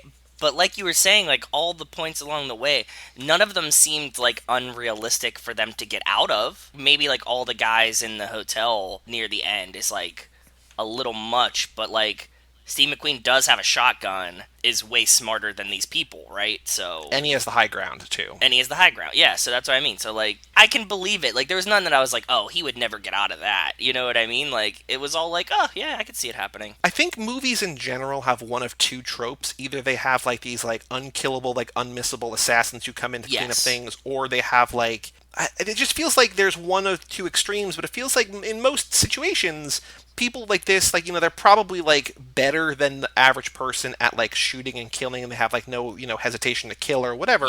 But they're probably not necessarily great marksmen, and so it's not altogether unbelievable. It just feels like everything kind of has to break right for them, which it does. After everything goes wrong, it kind of goes right at the end. And that's like the great point of what you were saying. Like, how many movies do we see that like every shot is like a one-shot kill, right? And like in this one, we see Steve McQueen like shoot at his head and like miss twice. That's that's pretty awesome. Like, I've never seen that in a movie before. So I was like, holy shit, that's pretty cool. So let's get into the fast connections. What did you notice, aside from the obvious Paul Walker, or, Brian and Mia at the core of this movie? What did you see here tying into either the Fastiverse or other movies that we've covered this lab? We start off, he gets out of jail, and then he wants to go for a walk. Okay, so they just like go to this park where like everybody else has bathing suits on, and he just like jumps in the water in his suit. And at that point I was like, oh, this really reminds me of like the jump off the cliff in 4, because they're like in the water in clothes. Oh, in 5. In 5. Yeah, sorry, in 5. So I was like, oh, like that's a little interesting. It's like, it's a little weird, and like that's maybe a stretch, but I was like, it just reminded me of it, because like you see like Dom floating there with like his like shirt on, and Brian. Shitty call, O'Connor. Yeah, exactly. That's what I'm saying. So like when I was like watching this, I was like, oh yeah, that does remind me of that a little bit. Like I don't think that they poached this, and I don't think that the scenes are the same, but like I was like, oh, that reminds me of that. And then Steve McQueen totally steals my heart after this. Okay, he comes back, and she's like, what do you want for dinner? This isn't a fast action. Oh, yeah. And he just goes, whiskey. And I was like, Rachel, I've never related to another man more than I have right now. That totally sums up how I feel most days. And she brings him a glass and 3 bottles of whiskey. Yeah, like, take your pick, brother. And it's just like a shot glass, or like a shooter glass, and like wild turkey, and like some other whiskeys. I think there's like scotch there too. And I was like, ooh. That's awesome. It's not a fast action, but it's something that we compare, a franchise that we compare to this sometimes, but in the inverse, when Mike and I covered it for Cruise Club, that we compare that franchise to this a lot. Okay. But in the Mission Impossible movies, in Mission Impossible 3, there is a part where a car parks over a manhole, and they go through the manhole, and here, that's what they do here as well. Like, they also have the truck Italian job. with the, like, hatch in the bottom. Yeah. Also Italian Job. The new Italian Job, not the original Italian Job. There was original Italian Job reference, or not a reference, but a similarity kind of, in a broader scope in a lot of these kind of movies. And I don't know, when I want your opinion, or your memory or whatever, because I don't remember this happening, but it might have. In a lot of movies like this, where there's criminals who need medical attention, they go to a veterinarian, right? Because they're just like, they have medical training, but they're going to keep it off the books. Yeah. Has that happened in any of the movies? Either we've covered this lap, because like, in Breaking Bad and, Better Call Saul, there's that guy, he's a comedian, I don't remember, the guy who played Robbie on New Girl, he was like the veterinarian who like would help Mike the Cleaner like tend to his wounds, right, when things broke bad, no pun intended. But like, have we seen veterinarians this lap specifically, or no? Because I feel like we might have, but I can't place where. Oh, I feel like we have too, and I also don't remember. But like, it happens in all movies all the time. Not all the time, but like a lot. Anytime that there's like a criminal ring and like someone gets like injured, it's always like, oh, call the vet. Yes. Yeah. There's always like a crooked vet or whatever. But what I loved, which was just adorable, but it reminded me of the Italian Job, is that like, while Rudy, who is the guy who double-crossed his partner and was going to double-cross Steve McQueen, while he's like basically strong-arming this vet to tending to his wounds, he's just got like this tiny little black kitten on his chest. Yes. And I was thinking about how in the Italian Job, remember, they're trying to get that big fat, the guy who like loves big women. Yes. And they're just sitting there like having tea with his mother, and they just have kittens on their lap. And I'm like, oh, it's just like not a connection that I ever thought we would see again, but it's kind of a weird sort of Fast Connection-ish, that just like tiny little kittens where you wouldn't expect them. Yeah, that's good. I didn't notice that one. I mean, I didn't make the connection. When he was holding the cat, I was like, did they give him a cat for like comfort? You know how like you see like some of these movies, they're like, okay, like we're gonna stitch you up, like bite this cork or something, right? And it's like, no, they just gave him a cat instead. And I was like, I don't know if it's him or her or them, but like, they like the cat because they bring the cat with them when they go like trying to hunt after Steve McQueen. Like, they have the cat like in the hotel rooms. Like, they go from place to place with the cat or with multiple cats. I'm like, all right. Yeah, cool. fair. Interesting choice, but cool. I like it. Okay, so you brought something else up, and I had a connection. You brought up a connection to two movies that we watched. I had another connection to a movie that we didn't cover this lap, but we did watch this lap. After he says, like, he wants whiskey for dinner, and they have, like, swampy creek sex that, like, nobody took a shower.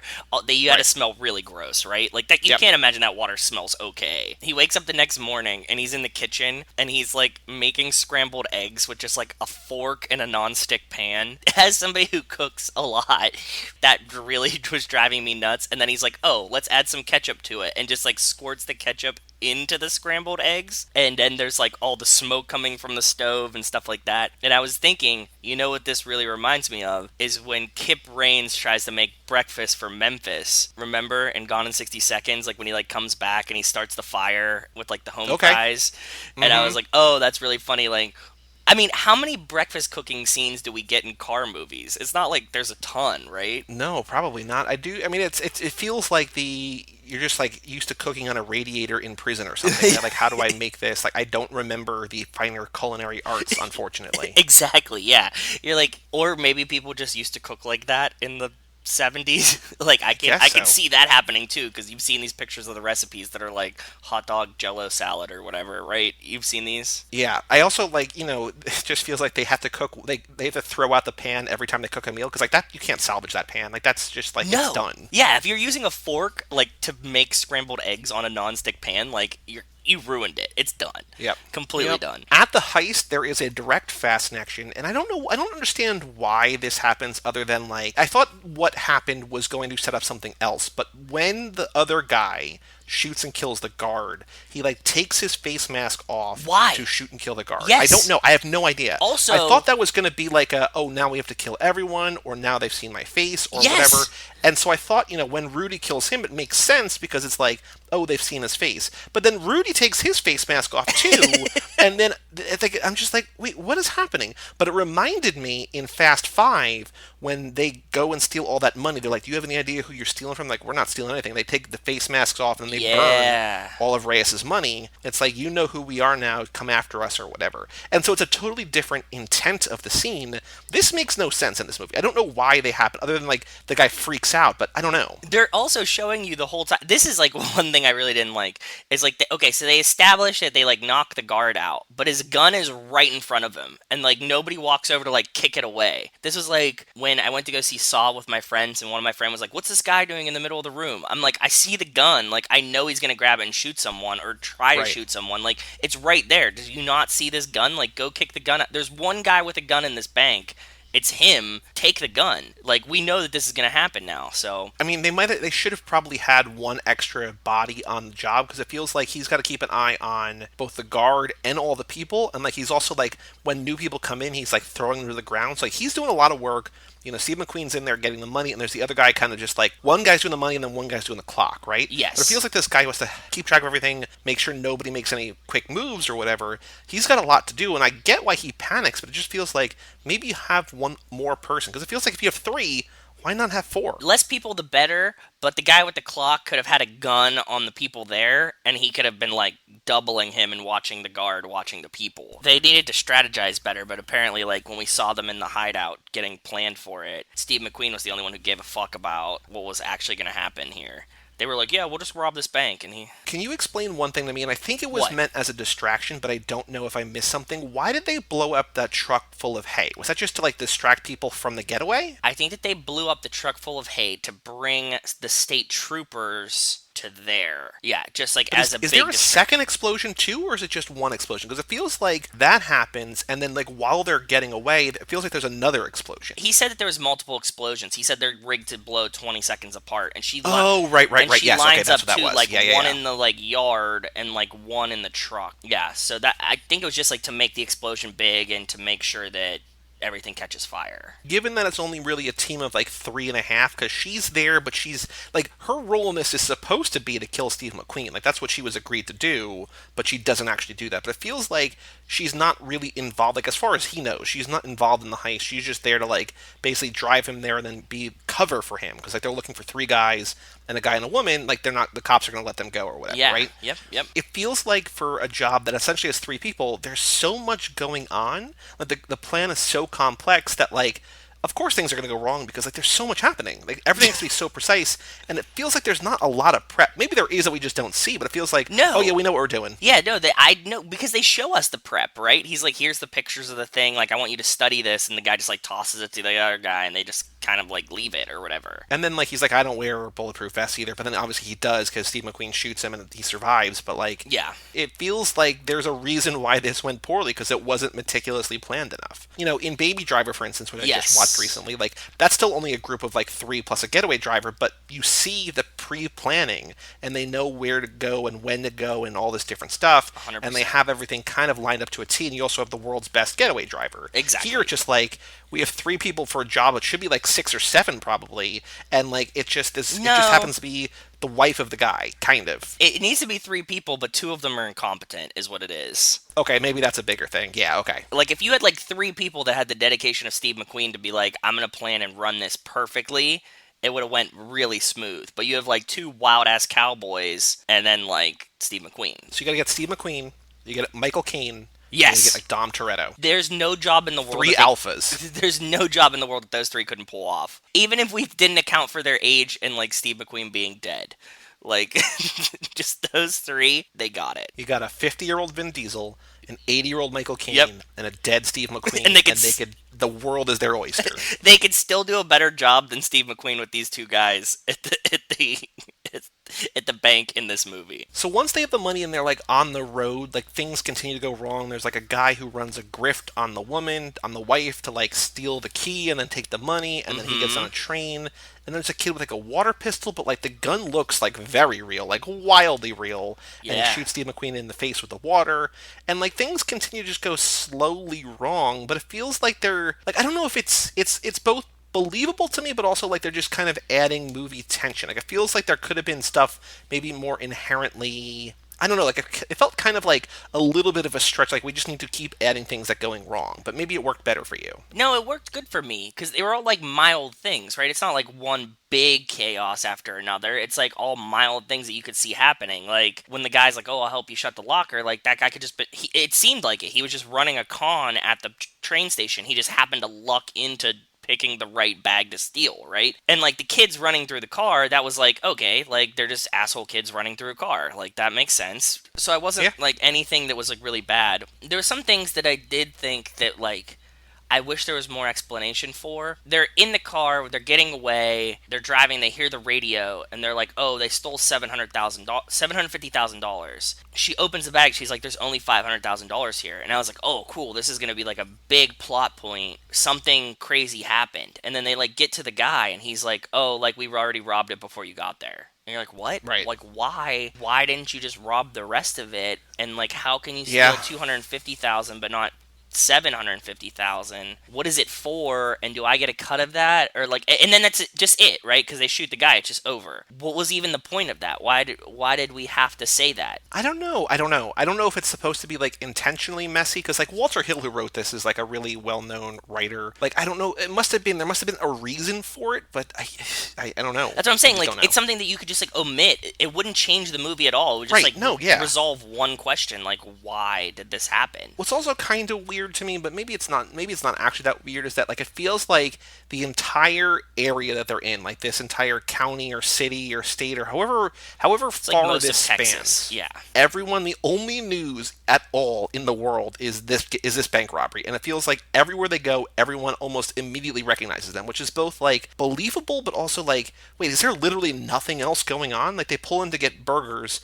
The woman takes their order, then like even like as she brings the food back, she's like, "Oh, I know who these people are." It's just like instantly almost. Or they go to get the radio, and he's like on the TV there. Yep. Or like he goes to get the gun, which how easy is it to buy a shotgun in 1972? Apparently, he's just like, "I want a shotgun." He's like, "You got it. Fill out this form." It's like that was terrifying. I agree. I thought the same thing. No cooldown period. But like then it's just like everybody is just so tuned into, like they're oblivious for like 45 seconds of like, oh, I know who you are, I'm going to call the cops, which adds to the tension, but it's also like that doesn't feel hyper believable to me. It does. It feels like everyone is too tuned into what's going on. I think it does, because at the time there wasn't 1,000 TV channels, right? So like if this just happened, it would be like breaking news pretty much on like all 3 of the TV channels that you had if you're in that area, right? Because it was like a guard got shot, and it was a bank robbery, and these guys are on the run. This is who we think it is. That part is actually believable to me. It just feels like it's the only, like everybody just happens to have the TV on. Like it feels, well, it was on the radio and the TV, you know what I mean? So, and there's not like other entertainment, right? Like I'm saying, like nobody has Netflix back then, so like you can't just like watch whatever you want. There's no Spotify. Like if you listen to the radio, I guess that's my bigger question, is that like if they were going to all be watching TV or listening to the radio, then yes, but it feels like they should be doing other things. But no matter where they're going, everybody always just has a TV on there for what, it's just like, I don't know, maybe it was one of those things where things weren't quite, like, again, didn't dislike this movie, like this movie a good amount, but like where things weren't quite clicking, so I was having an issue. But like for you, where everything's working really well, it's like, oh yeah, of course, that like makes sense. It's one of those, not a make or break it either way, but it depends on your experience in the movie up to that point. Fair enough. Yeah, that's totally fair by me. I agree with that. But yeah, for me, I was like, oh yeah, it would make sense that like we're like at a point where like everybody kind of has like a TV in the diner, so they would be watching it, and if you're watching it, there's not enough channels to not be watching it. So like I was like, oh yeah, that makes sense. So like everybody would kind of know where they were. Like if they had like posters up already, I'd be like, how the fuck did they print these posters so fast? But yeah, the only poster stuff or the only like printouts or the actual like wanted stuff is at the police station, which makes sense. And the bank too. The guy was hanging them up at the bank. So then as part of the getaway, they're hiding from the cops, and they dive into a dumpster, which then gets dumped into the truck, which is terrifying, which is also kind of Star Wars-y. I thought so too. But I was also thinking about how, like, in Fast 5, again, like, this movie is not at all like Fast 5, I don't think, but there's a lot of Fast 5 connections in that the whole, like, switchover is the Giselle driving the truck, giving a 10-second window of doing the swap there. Like, there's a garbage truck that plays a pretty big role in the family's history. That's but true. Again, this them just inside a dumpster that gets dumped in, that gets, like, trash compacted. And so many dumpsters after it, too. It's like endless dumpsters immediately. I was like, Rachel, is there like 70 dumpsters lined up in a row right here? Because like they just kept dumping dumpsters. But it's good that people are only throwing away like ribbon. It looks like the cleanest, like softest trash. Yeah, like I think there was like some kind of like, I don't know, like housewares. Like it looked like molding that you'd put around your house. Like one of them looked like it had that. But you're right. For the most part, it was like like small swatches of cloth. Like Best case scenario, if you're going to hide in a dumpster, it's like this. It's like things that don't smell bad and that like feel comfortable to lay on and lay under. I remember as a kid, like I would like watch the garbage truck and like the compression of it just like smashing the trash in was like Yeah. terrifying to me. Like I knew at a very young age that like I would not fare well against this thing. You know what I mean? Like I was just like, "Oh, I'm a small boy, like I would be dust. Like this thing is very strong because like you pick up like a garbage bag, you're like, yeah, do you like try to squeeze it and you're like, yeah, and then like you see it go in this thing, it just like smashes it and you're like, ugh. Right. It also made me realize just how insane the entire idea of trash is because he essentially just drives the truck out to like a desert field Yep. and then dumps it in a hole. And I'm like, oh, I guess that is just what we do. That is like, what we as do. it's windy and like there's just stuff blowing around. I'm like, how have we not like come up with like a better way to do this yet? Because it just feels like we're just gonna bring it out to the middle of nowhere and just dump it in a hole. And there's like, oh, there's half cars around and stuff like that. It's like, Yep. okay. That's exactly what happens. It feels like there's got to be a better way. Like there's an infomercial in there somewhere. Like there's got to be like that's the black and white part, and then like I don't know, man. It just how is that how we do that? Yeah, I don't know either. I have no explanation for it. It's the cheapest way, which probably makes the most sense, right? Like, Yeah. that's what it comes down to. Like, I'm sure that there's like a better way to do it, but it costs more than essentially nothing, and people are like, "Fuck that! We could just dump it in this Right. big hole right here." I only have one more fast connection. It's the very, very, very end. So is there anything Oh. else before we get to the end that you want to bring up? Something I never thought I would see in a movie: a food fight with ribs. Oh yeah, in the car, which is gross. Like it's What? it's like it's. I thought it was. I mean, I thought like just throwing bones at people. Like I think that's kind of gross. That's kind of gross, but they were throwing like sauced ribs like from the back seat to the front seat in a car. I was like, this is horrible. How terrible of a wife is the vet's wife that she just like instantly like, oh yeah, like I'm gonna cuck you in front. Like, what the fuck happened there? Well, You know to what the I- point that the vet then kills himself in the hotel, and Yeah. he's like, "All right, cool, we're gonna go on." Yeah, it's so strange. Like, he didn't seem like a bad guy. It's not like it was just weird. Like she like and the guy that she's like with now, Rudy, is like terrible. He's like a horrible person. Like by all accounts, right? Like he's just like a But it seems like she's into that. yeah, it's so weird. But it was just like very, very strange to me, that part of the movie, and it made me uncomfortable for the poor like vet. I was like, this guy shows up, you save him, and then he's like, okay, like now you're a hostage, and like I'm also taking your wife.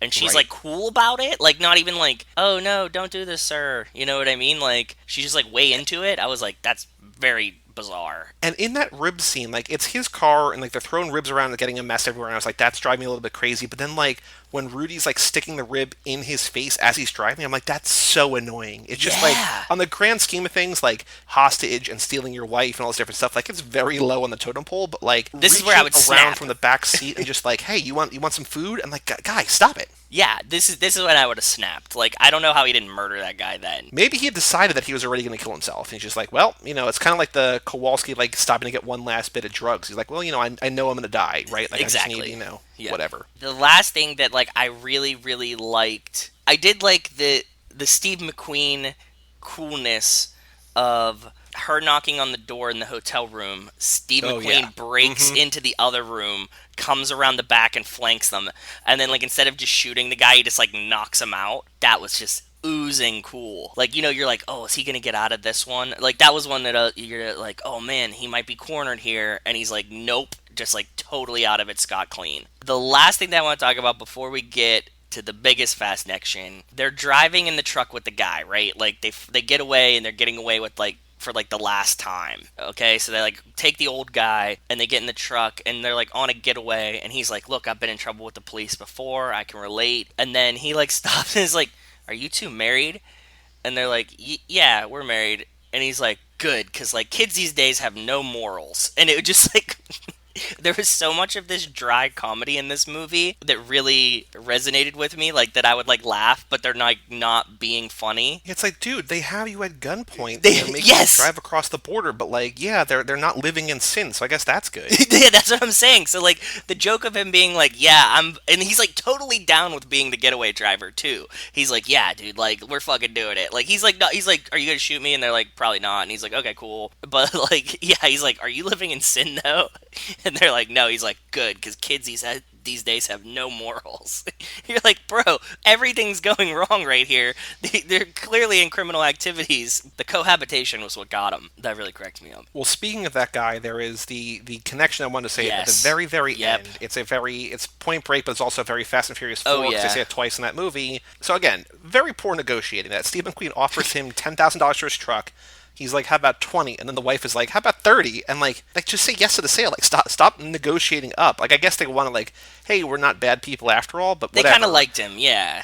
I guess he kind of had like hit a soft spot for them, and they were like, "Oh, like at least for her, right? Like Steve McQueen's still trying to be like, I'll give you 10, and he says 20, and then she's like, Hey, we like this guy. Like, we'll give him 30. We got 500 here. Like, we'll be okay." They're like, you have to walk back across the border. He's like, oh, that's not a problem. And then as he's walking away, he just says, via con Dios. I was I like, know. okay. Like, I know it's a common saying, but also, like, it's so burned in my brain for Point Break. And I Yep. also know that in the fourth movie, they say it a couple times, so I'm just like, man, like, again. Dude, it really hit me, and it's like at the end of the movie too. And I was wondering, like, do you think Point Break kind of stole it from this?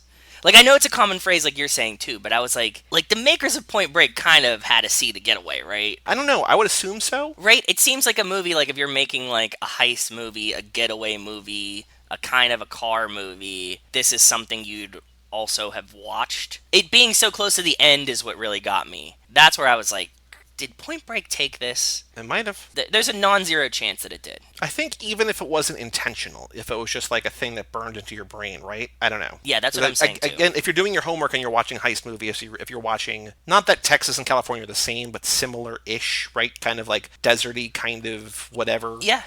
Rustic in a sense kind of things. Mm-hmm. Like I can see it kind of seeping over, bleeding over, whatever. So yeah, for sure. I have no more notes about the movie. I have some trivia. Do you have any other notes? Anything else you notice? Anything else you want to say about The Getaway before we do some trivia and then watch the trailer and stuff? When I was watching this movie, see Steve McQueen, and now I'm becoming a big Steve McQueen fan. I thought that he looks a little bit like Daniel Craig, and then I was thinking, like, why the fuck was Steve McQueen never James Bond? Because he would have been a badass James Bond. So he died in 1980, right? Yeah. And this is 1972. He only did, like, I looked, he only did, like, 5 more movies after this. Okay. I don't know how much time-wise, I mean, I guess probably, like, 15 years. There's still a lot of time. I don't know how much time-wise, though, like, how many Bond movies were actually made in that era.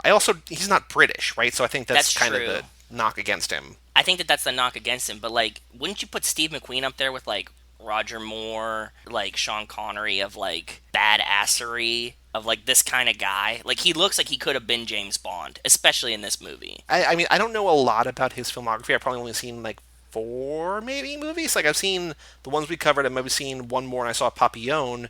But, like, I don't know that he ever, like, he could have played a spy. Maybe he didn't want to. I don't know. I really don't know. Yeah, but it just, like, when like, I was seeing him, like, work out the problems and kind of get into Right. hijinks Yep. and stuff like that, and then he's just, like, oozing cool, the manliest man's man ever, but, like, also, like, suave and, like, in a suit, looks good. I was like, damn, he could have been James Bond for sure. So this movie was a box office hit, earned over $36 million, the Damn. 7th highest grossing film of 1972. There was a movie that came out in the last decade with Ethan Hawke and Selena Gomez called Getaway, which I was like, is that a remake? And it's not, but there was a remake made in 1994 starring Alec Baldwin and Kim Basinger, who I think were also maybe married at the time. I think they were in a relationship. Okay. Is that right? I don't know. Let me find out. I think that they were. Yeah, he married Kim Basinger in 93 and they divorced in 2002. So again, sort of the history of like married couple doing this kind of movie. I can't imagine Alec Baldwin as Steve McQueen, though. No, I feel like we're kind of, in a sense, biased by old Alec Baldwin. I mean, think 30 years ago almost. Different kind of guy. You know, Oh, fuck, that Glengarry is Glen like- Ross era. Yeah, you're right. 30 years ago. Yeah, maybe. I didn't even think. You said 94, and I was thinking, like, 10 years ago. You know what I mean? No, yeah, almost, 26 years ago, yeah. So if Fuck. he's like 60 now, he probably would have been 34-ish. Probably the same age as Steve McQueen. I mean, again, hard to compare Steve McQueen to anybody, but not terribly unlike Glengarry, which is like 91, 92-ish, I think. Yeah, you're right. My brain, as soon as you say, like, 2000, I think 10 years ago. Every time. Like, I have this, like, unnatural sense of time that, like, that was just 10 years ago, no matter what year it is in real life. Speaking of Steve McQueen, apparently he had a very easy knack with the weapons, with the props, especially the weapons. Walter Hill wrote this, said, quote, "You can see his military training in the films, he was so brisk and confident in the way he handled the guns, which I think adds to the overall cool and believability and realism of it all. I think so too, and that's like the whole, Keanu John Wick thing, right? Like you want to be comfortable with the weaponry so you don't look like you're fumbly, and he's like very comfortable with all the guns in this movie. Like he just seems like so calm about it, which I think added to me being like he looks like he'd be a good James Bond too, right? Like Yep. Yep. The opening where they shoot in the prison was actually shot at a prison with real convicts around Steve McQueen, which I think is that's pretty wild. weird, pretty cool. Could you do that today? That's so weird, right? I don't know. I mean, I feel like maybe, but also probably not. You would have to like vet somehow. I don't know. I don't want to get into prison reform here because that's a whole can of worms. But I think you could probably do it. I don't know that you would. I don't think that you would. I think that it would just be like a liability for like the crew and the actors. Like they'd be like, no, we're just gonna do it on a set. Like we're not gonna let you go into this prison. But I could definitely see someone like Tom Cruise being like, no, like I want to be in a prison to like do this movie, and everybody else being like, why? Yeah, I don't know. And the only other trivia is that this was rated PG, because there was, again, no PG-13 back then, not until the mid-'80s, and then they realized a couple years later, like, oh, we screwed up, this should have been rated R. But they rated it PG, because, like, there's a lot of blood. I mean, the blood looks wildly fake. It's so painy. I thought this too. Like it's like so like chalky red. So unrealistic to me. And there's, like, some very, very brief nudity, but there's a lot of, like, sexuality and, like, sensuality, and, like, it feels like, I know why they had to invent the middle ground, but I was like, this is not, Jaws is PG, and which is also crazy. It's just, like, the 70s are a weird time, man. Yeah. Yeah. Oh man, it's so weird. Like all the violence on TV, like that the kids are seeing, and you're like, bro, like you rated this movie PG. Like you guys were the problem. It's not like Yeah. video games are to blame for all the violence. It's like, I don't know. Let us now watch the trailer. If you search on YouTube for the Getaway 1972 trailer, the top hit comes from Warner Brothers, the official Warner Brothers YouTube account. So Now that we talked about this movie, did you like it better, worse, didn't change? I think it's about the same. I think that, Okay. like, I liked watching it. I enjoy Steve McQueen in it. I don't know that I'm going to watch this again. I don't think especially in terms of this lap, I think it's in the bottom half. Again, that's not a condemnation of it, No, just because, it's a again, great movie. Yeah. yeah, because like that we've had such good movies this lap. It was just like, yeah, I think it's good. I think I've seen, especially in this lap and other kind of heisty movies, I don't know, I was hoping for a little bit more. I really like the dynamic of their relationship of like them being married but like fighting, but like also like the heist partners. And I think that really was like the last piece of it for me. They're clearly like together. Like they're an item, right? Like for sure. But then they're also like business partners. So like all the strange quirks you have to deal with that made it very interesting for me. So the trailer, if you want to watch the trailer, I put it in here before, if you want to let it buffer. The Getaway trailer from Warner Brothers. Are you ready? Okay, I'm good now. 3, 2, 1, play. It's only 2 minutes and 13 seconds, which is good. 1 to 10 years sentence for armed robbery. Starts at First the offense prison. in the state of Texas. Wanted by the state of Ohio for assault with a deadly weapon and Oh, the armed beginning robbery. was very, like, loud and discordant and dreamlike, and I was like, this is kind of Surreal. cool, and then it becomes, like, very gritty in reality. Like, it feels like there's a real 180 once he comes out of prison. Yeah, but I kind of like it. You know, like the idea that he's like getting through prison and it's like it's all kind of sleepy and dreamy. He's so cool with the gun. At least I got to him. Even, like, the hairstyle's like a Mia Toretto hairstyle. It is. I thought so too. And she's always like constantly like mildly sweaty because it looked like it was hot. The U-turn, and she drives and does like a cool turn. Very Mia. of her. I'd say she drives more than he does in this movie, right? I don't think he drives barely any in this movie. You still don't get the picture, do you? Okay. And I've always heard what a smart-ass operator you So are. now we got him with the guy. It was funny that I was listening to Never Not Funny recently. They were talking about how, like, weird and bad 70s trailers were, and I'm like, yeah, we learned that this lap. Like, We just like, this is definitely not... did. They're just like, oh yeah, let's just throw scenes in from whatever. Like, this is the end of the movie. There, he punches the woman in the face in the trailer. Like, okay. Yeah. Now he's like gonna. They're fighting again. This is really disjointed. It feels so. It's just scenes. You're right. I don't know what I would think this movie was gonna do. Okay, we get an explosion. He drives through Through the porch, yeah. which is pretty cool. That is cool, but like, what were we gonna accomplish here? And they're just... I mean, like...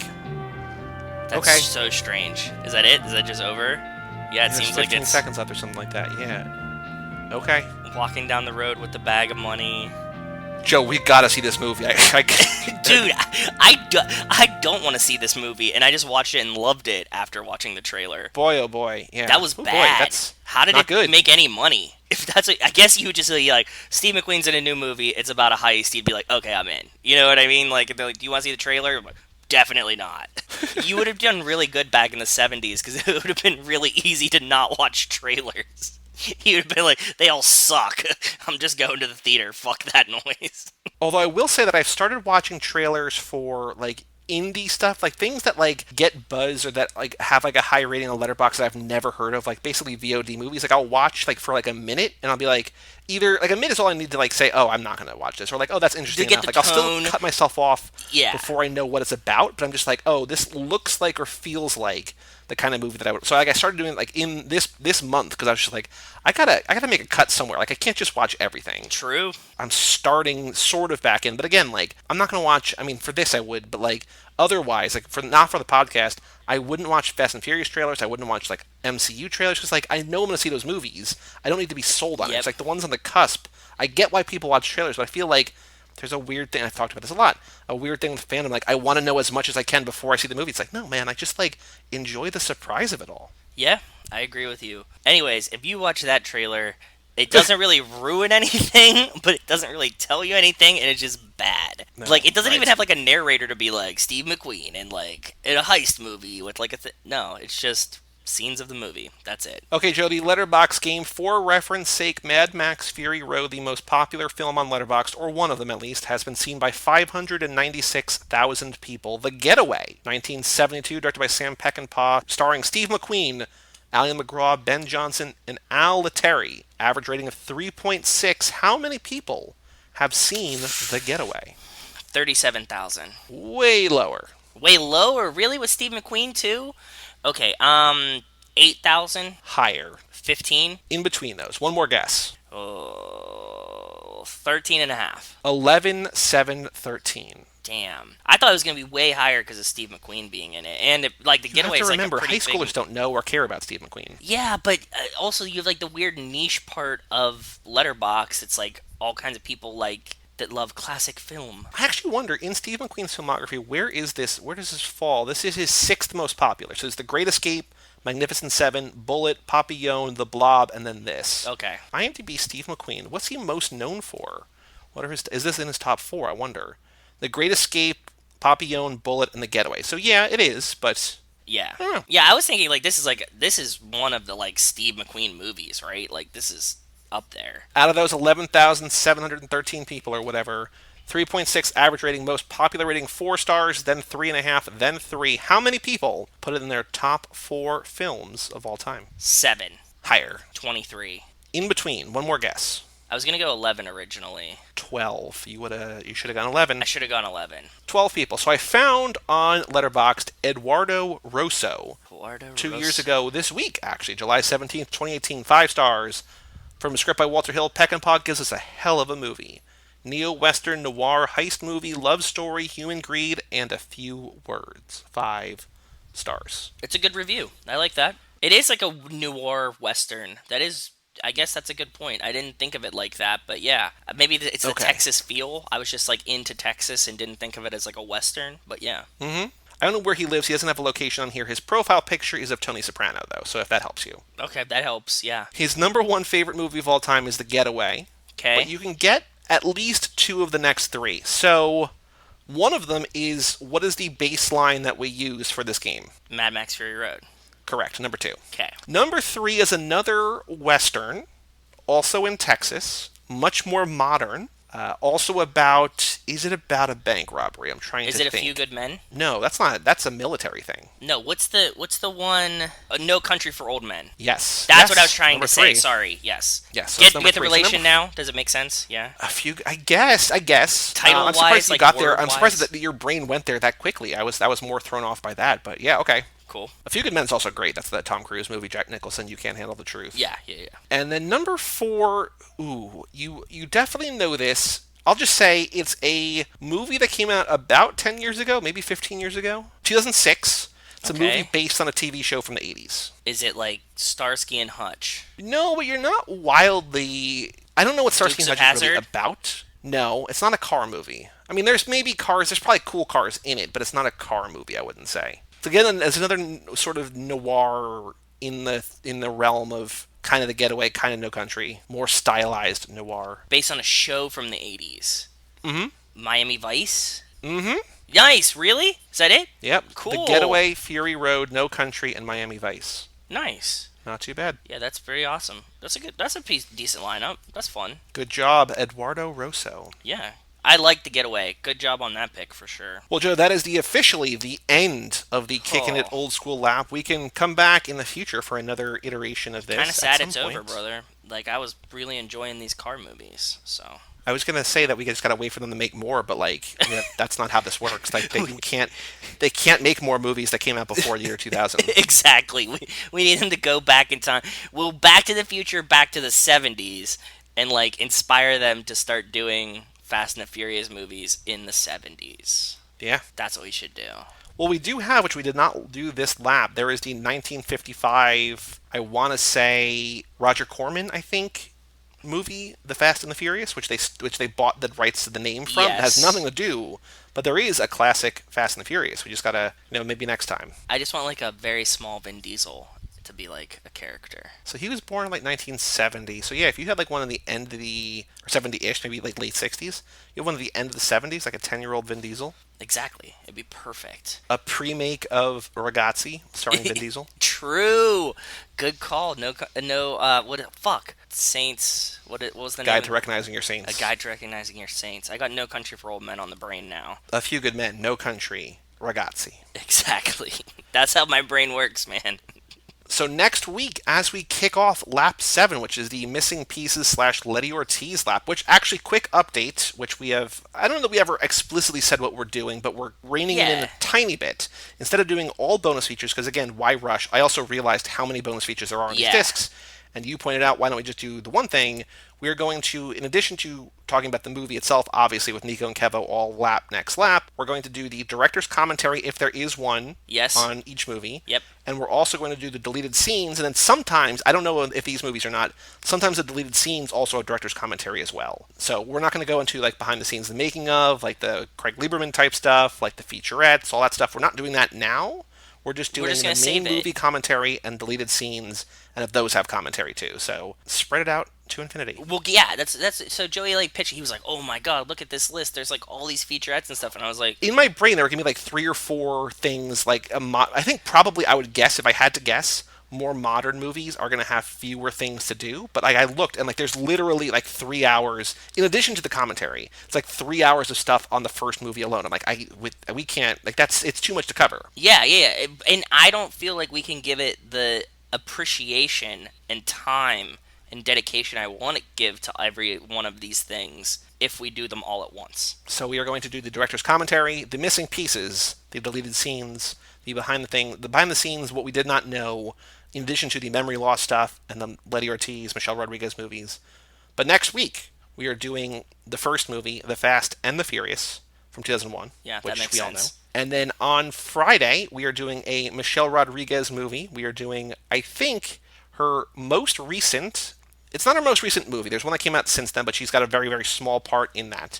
But her most recent sort of starring role in Widows, we are doing next Friday. Have you seen Widows or no? I feel like I saw parts of it, or maybe I wanted to see it when the trailers came out, but I don't remember it, so maybe I fell asleep during it. I really feel like I watched it on a plane and fell asleep during it. Well, a nice connection that is not actually a connection at all is that it is directed by the other Steve McQueen, director Steve McQueen, British Steve McQueen, who did like 12 Years a Slave. He also did Widows. So very cool. Essentially from one Steve McQueen to the other Steve McQueen, both wildly talented, both really impressive film careers. And I liked every actress that was in Widows. It was like down the line, like all of them were like fire, like actresses that I liked from other stuff. So I'm excited to rewatch or watch it for the first time because I don't remember it. So 1.5. Your first and a half watch, something like that. exactly. Next Friday, Widows. Perfect. So it's not going to always be Michelle Rodriguez movies. There's also going to be some memory loss, things like that. But I figured if we're kicking off essentially the Letty lap, we better have a Letty movie to sort of lead things with off, you, and so we're brother. doing that.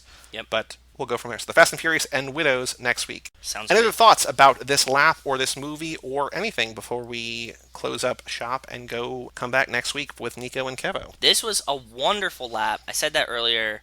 I really enjoyed all the movies we watched during this lap. There wasn't really any stinkers, right? Like, there was nothing that I watched that I was like, this is bad. There's many of these that I would rewatch, and if you guys liked any of the other car movies and for some reason you haven't seen The Getaway, go watch it, because I liked it a lot. So, Joe 2 approves this for his dive bar movie car playlist, for sure. Thumbs up. Well, for all things Too Fast, Too Forever, and Joe's Dive Bar playlist, you can go to cageclub.me, facebook.com/TooFastTooForever, or at Too Fast Too Forever on Twitter and Instagram. Email us, family@cageclub.me. Check out our Patreon page at TooFastTooForever.com, and come back next week as we kick off Lap 7. Whew. Yeah. The Letty Ortiz, Michelle Rodriguez Missing Pieces lap. I'm Joey Lewandowski, I'm Joe 2. and we'll see you next time right here on Too Fast Too Forever. Peace out, you anus